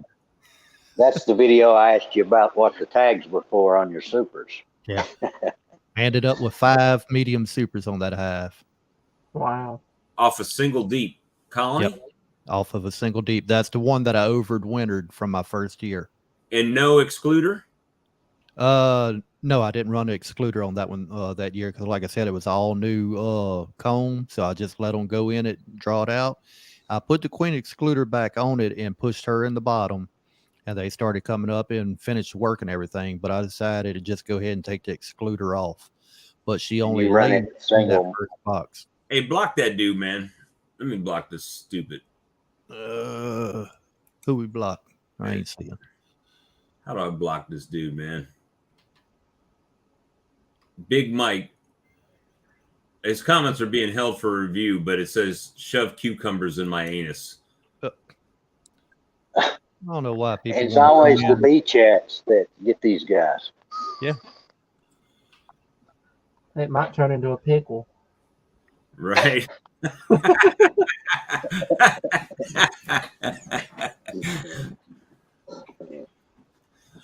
So I haven't used the Pureco, but I'm using Acorn frames. I think they're very similar.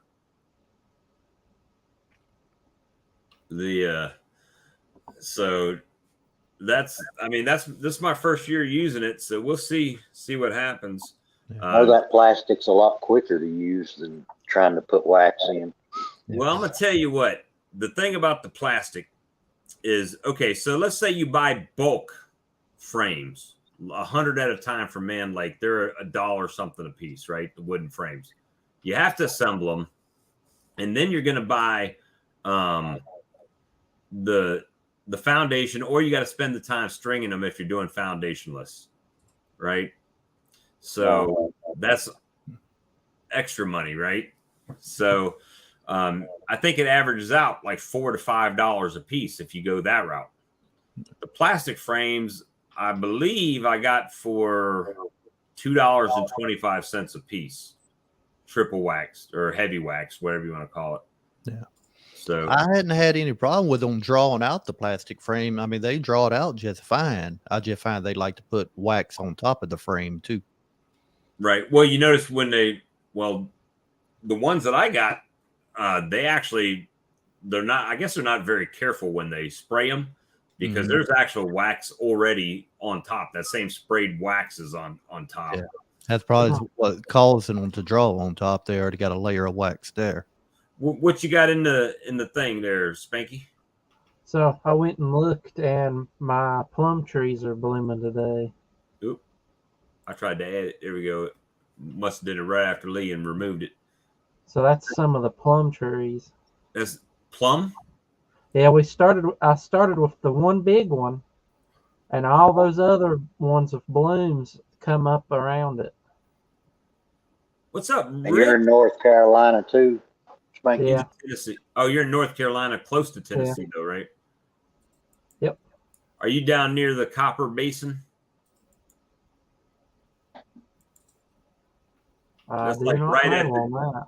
That's right at the North Carolina, Tennessee, and Georgia, where that point where it all comes together. Are you up further north? I think I'm up further than that. What's going on, Rich? I tried to call you back. I couldn't get you. Yeah, we up late again, Rich. You Ain't know, nothing better to do. Best thing to do is sit here and talk bees.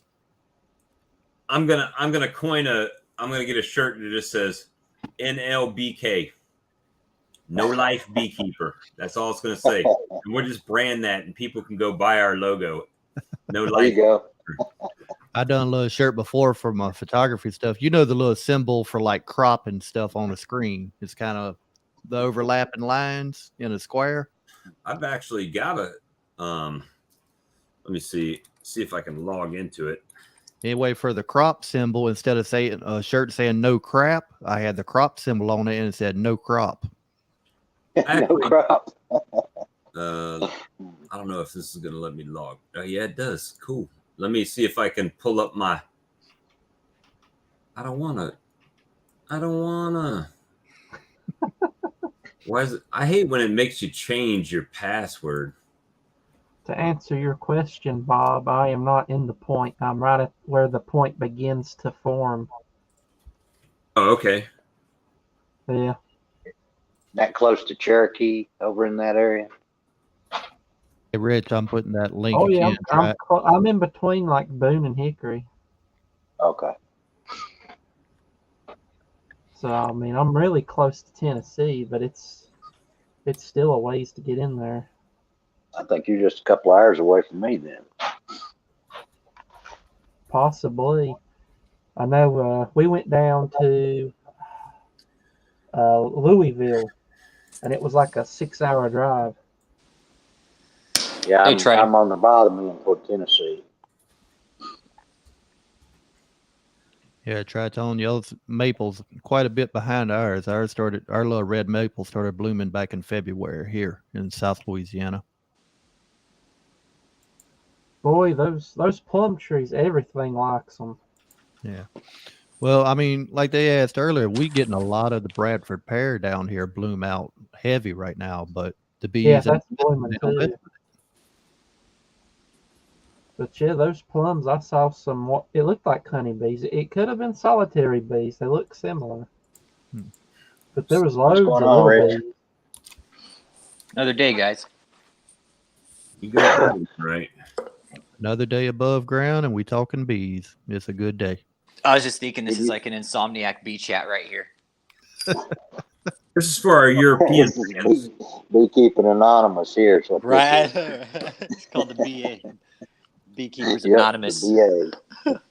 Yeah, no, it's I was still waiting on swarm season down here. We're still behind everybody. You know, I've been watching a lot of guys swarm catch already, and just there's no resources down here, man. There's absolutely nothing. Barely now starting to get out. I've got my swarm traps out here, and we've seen scouts around them, but ain't nobody wanting to claim it home yet. Yeah, I just waxed up a couple traps today, but I think me and my mentor we're gonna go out here in a couple weeks and set some traps in South Texas and north of where we're at, and see if we can get some different genetics and kind of bring them to where we're at. See what kind of different genetics we can get out of different areas of Texas. Yeah. I actually have a store for my my gear, my swag, if you will. It's got the here, I'll share it. I think I can share it. Let me see. Share screen. Share screen again. Share screen a third time. Home tab. Where's it at? Bottom probably. Hey, Rich, I got a question for you. What's up, Spanky? How you doing tonight, man? All right. So I know you live where there's the Africanized hives. Yes, sir. So do you swarm catch at all, or? That's all. That's how I'm doing my trapping this year. I'm a first year Spanky, and I'm gonna I I'm didn't gonna know swarm trap. because of the African genes. Yeah, no. My mentor made me very aware of that. He said, "Don't be surprised if you catch an Africanized colony." He did say they are a pain in the ass to work, but he said you can requeen Game them, of Thrones. but it takes time. Drones. I got a So whole line. if I catch any Africanized colonies, I'm gonna have to requeen them. That's just how you do it, man. There's no other way around it. You got to get the genes out of the colony, requeen her, and get that drone brood out. My mentor said to pretty much requeen her right away. Once you find her, he said you get that bitch out and you kill her. Said take her out. Said get rid of her. Yeah. And you put a different queen in there, and it said it does. He said he's seen it take longer than a few days for them to accept too. And this is my mentor's been doing this for a lot longer than I have, so I don't know. But he's saying, dude, I've seen it take almost 2 weeks for an Africanized colony to accept a new queen. So it can be done, Man, that's but a struggle. Yeah, that sounds like a struggle. yeah, he said it can be done, but it is a struggle, and it's time consuming. He said, but once you get it requeened, he said they're fine. You get those genetics bred out, and a couple months, if your colonies those genetics have died out. Yeah, But yeah, no. you got to figure it's going to be at least 3 weeks before any of the other eggs that the original Africanized queen had laid before Yep. their cap hatched come out. Yep, at least then a full a new- brood cycle. Yeah, a new queen start laying. So Mhm. you're looking about 30, 40 days Yeah. easily. Easily. Yep. And in that meantime, the bees can still boogie out and leave, and I'm preparing myself for that because I'm expecting that, and I don't know how to tell the difference between Africanized and a regular honeybee. They all look the same to me. You'll tell real quick. I was about to say they'll almost look like the ones that come out on Bob today. I, I'll be I all the saw ones up in your veils. I saw a documentary on them, and they literally walked like a mile and a half, and the bees were still following Yep. them. Yeah. They got They're their wrists crazy. taped up, the ankles taped up, everything. Yeah. No entrance for them. Yeah, Oh, it's thanks. it's very dangerous. You know, you guys will always see me in a bee suit here because we have Africanized. I always wear a bee suit. Yeah, I don't trust the bees, man. It's not that I don't trust myself. Don't either. It's the bees I don't trust, man, because they don't. No matter how gentle or how docile you think bees are, hey man, they don't come with a safety, and they don't come with a warning switch, man. They're And you're down south where they're definitely there. yes, 100%. Yeah, My first bee suit I bought, it went from head to toe, but I figured out real quick that was too hot. So really. I got a So you got guardian, a link on your channel to that, Bob? guardian jacket and veil. But besides that, as long as there's a flow going on, they're acting fine. I just wear a veil by itself. Yeah, even if there's a flow here, I still won't be without a full bee suit here, just because they're that prevalent here. See you, Craig. See you, Craig. Have a good night, bud. Good night. All right, so let me copy this link, and I'm gonna drop it in here. So I do have a gear store, but it's all Game of Thrones wear. Okay. I thought about doing one. I just hadn't figured out any designs I want to make yet. I was gonna say, That man, ain't- Craig's good people, man. That guy's nice. No, I was watching him last night. he explains everything in his videos. I mean, Yeah. so easily for a beginner or anybody Yeah. with experience to understand him. Yeah, Yeah, He's I got a like good gig watching going. his stuff. So if anybody wants a Game of Drones shirt or hoodie, there's the link. Don't feel pressured, but I do make a little bit of money off of it. Just saying, not a lot, but a little. Hey, So- everything helps. So print on demand is the way to go. Oh yeah. So with the print on demand stuff, if you do like Gear Bubble, when you upload your designs and everything, and people go, they get their cut right, for the shirt and the printing and all that right off top. They do the shipping, and you just make the profit margin. that you Yeah, have. basically you earn a commission on it instead of a regular sale. Yeah, you just you can set the price and the profit, or You whatever. do all the work, and they Yeah. give you just a little bit for doing Have you looked at? Yeah, pretty much. it. I need to get one too. Have you looked at Spring? Which one? Spring. They used to be called. Teespring. Yeah, Now they're Teespring. Spring. Now they're just Spring. Yeah, they integrate into your channel. Oh, really? Is that where I So- see people's channel and they have the pictures of this Yep. gear underneath it? Okay. All right, I'll have to look at that then. That's the one I They- was looking at before, but I never designed anything to put on there. They make and ship. So Yes, and they even deal with recommend. customer support. They do customer support as well, Oh, that's good. and it integrates into your stuff like YouTube. That's pretty cool.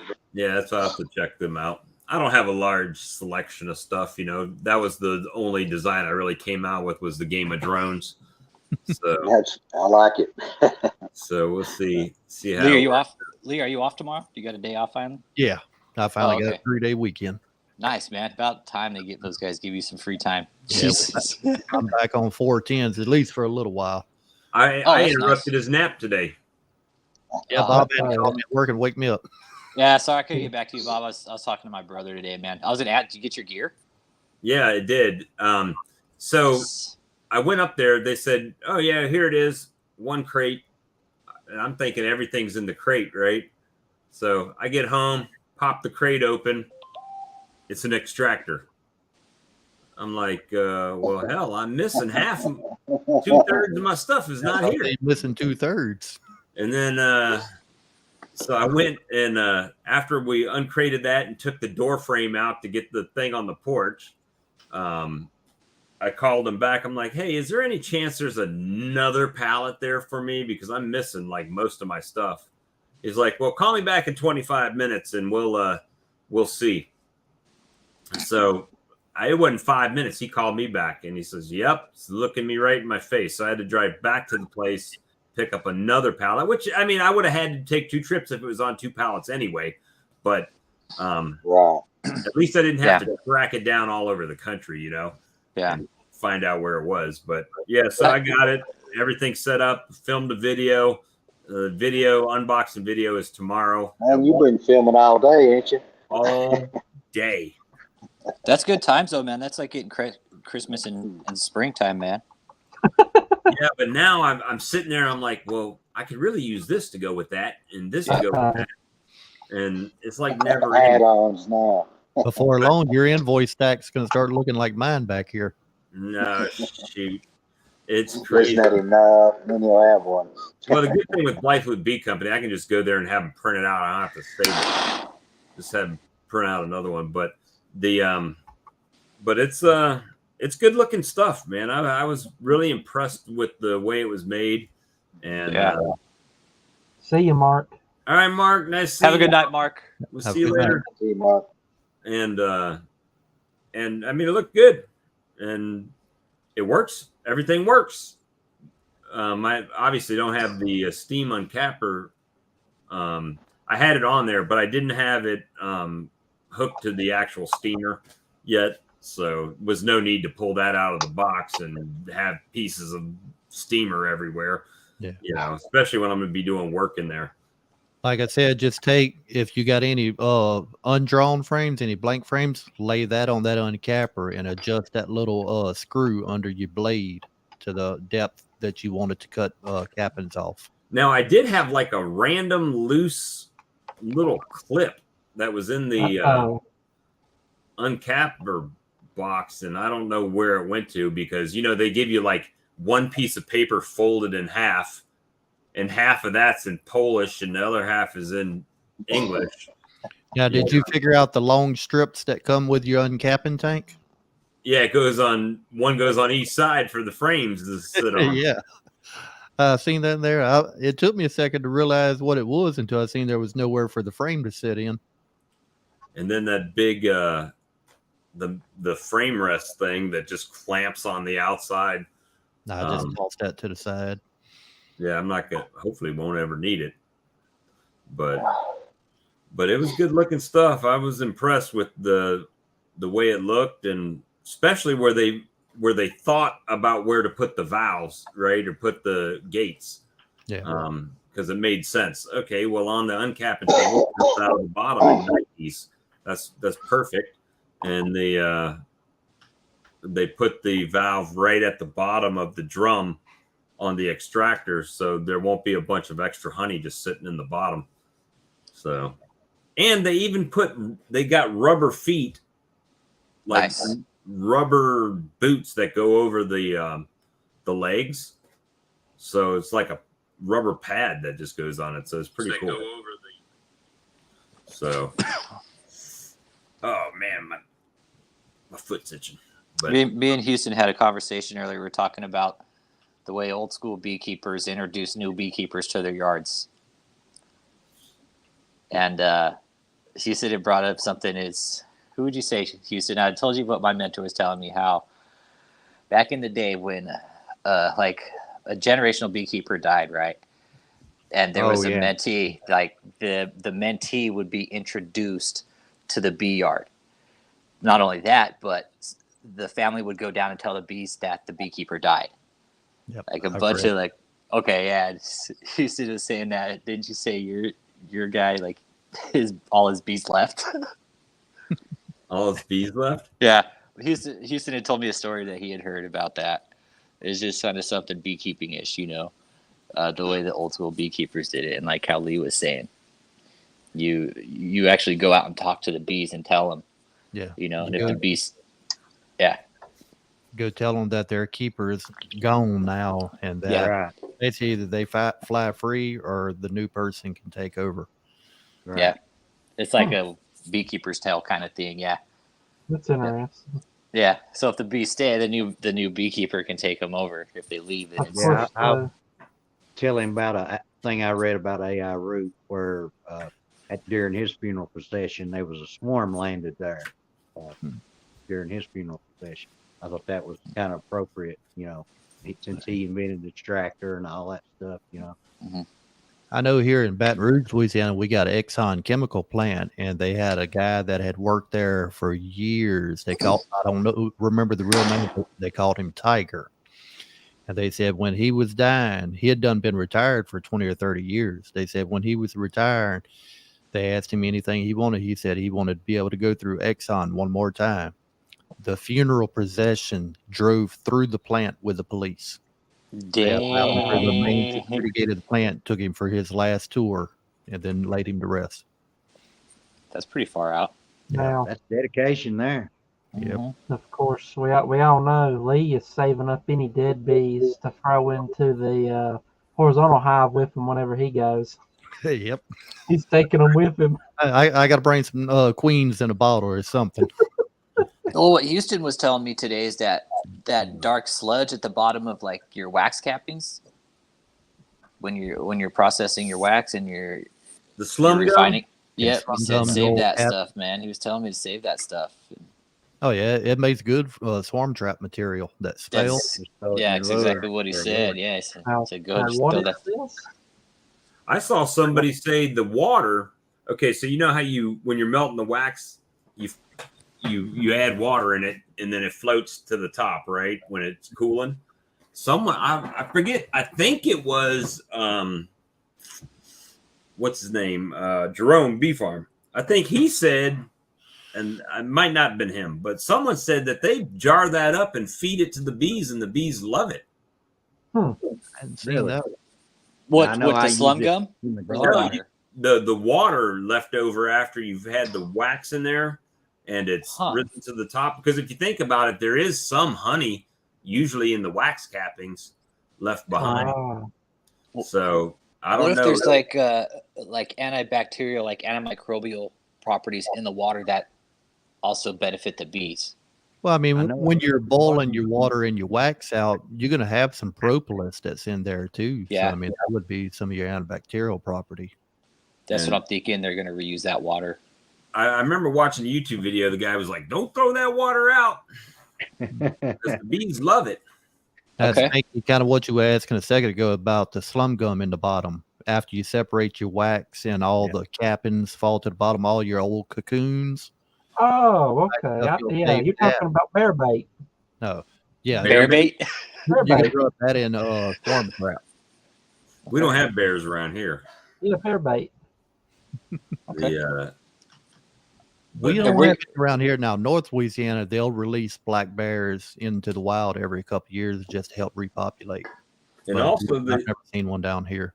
Also, they We say got if you strain that wax through like a paper towel or a filter, don't throw that piece of paper out because it makes a great fire starter.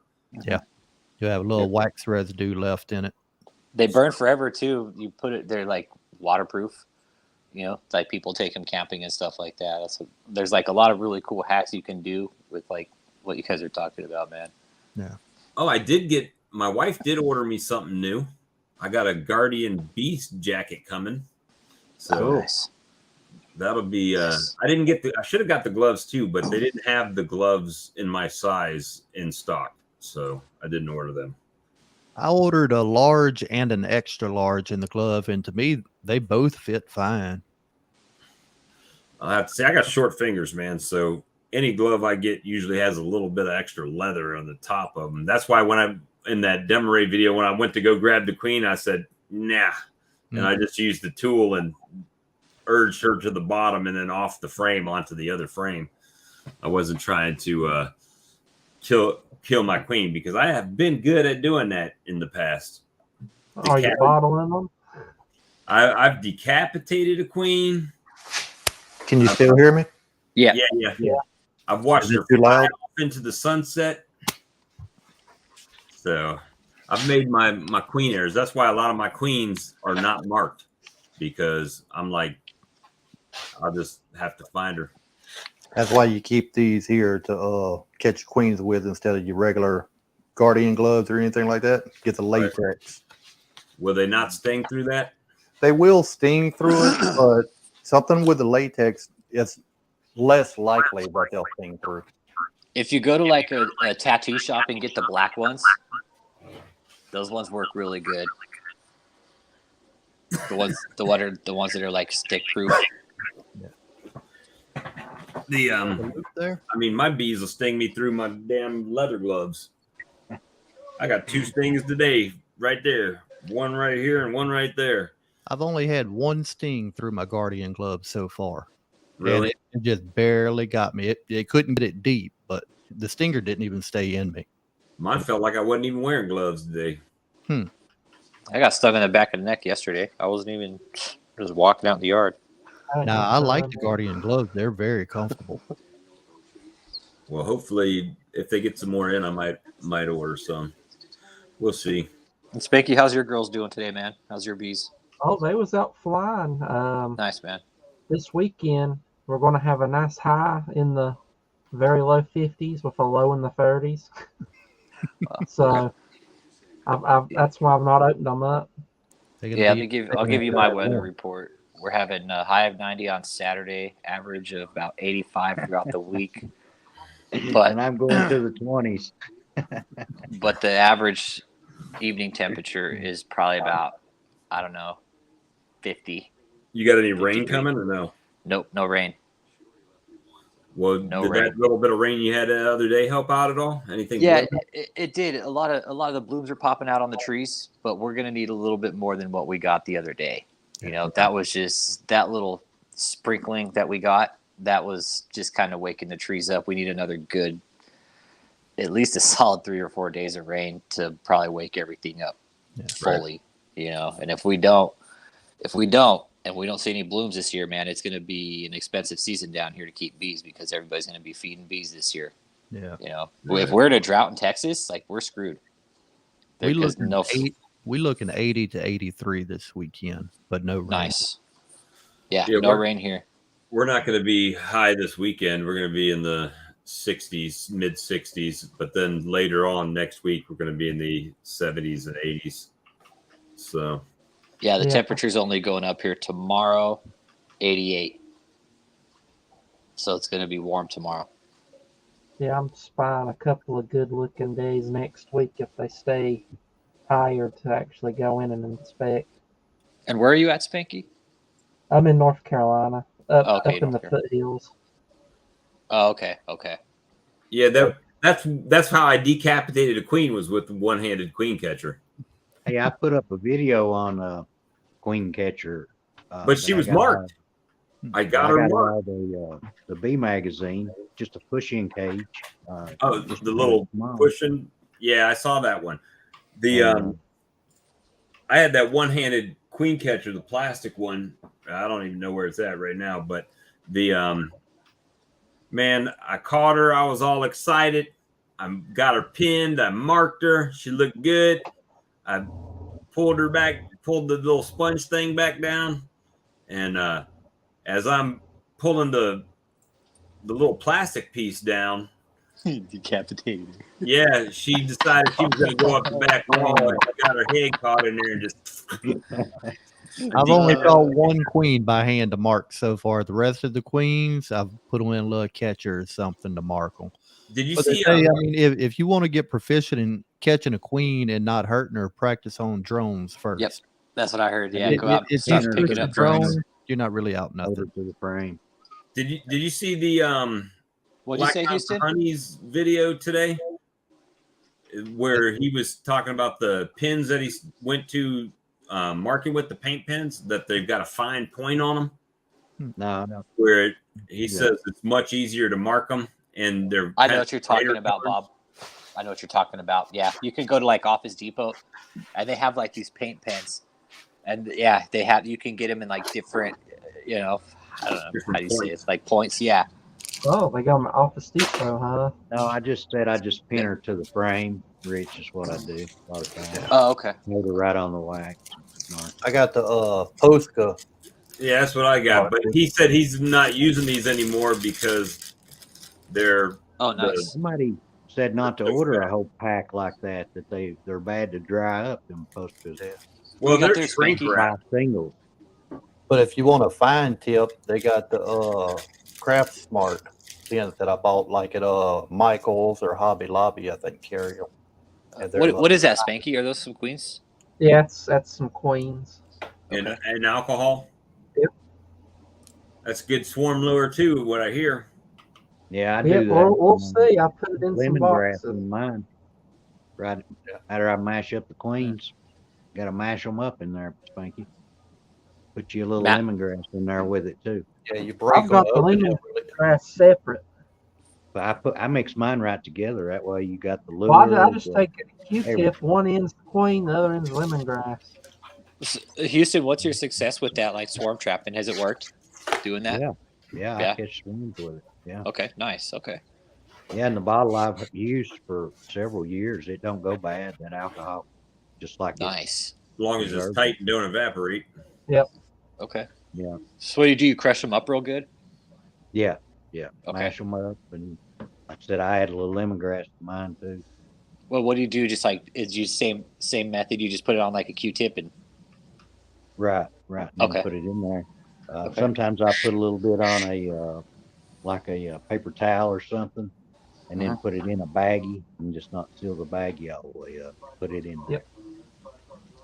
I've even like got a trap, some I'm not gonna homemade go through real salve. frequent. I'll do it that way. All right, guys. Swarm salve. Well, we've been here for 2.5 hours. It's 1/4 midnight Eastern time. So I'm gonna have to call it myself. Sounds good to me, guys. Me, I got a lot of painting to do tomorrow. Yeah, I got something to finish up myself. And I do have a video at 1 o'clock tomorrow coming out. So if anybody's interested, check it out. You doing that as a premiere? Yeah, it's set as a premiere. Hopefully, I missed my own premiere tonight because of the equipment. So now I got this one. Hopefully, I'll be out of the doctor's by the time this one premieres at 1 tomorrow.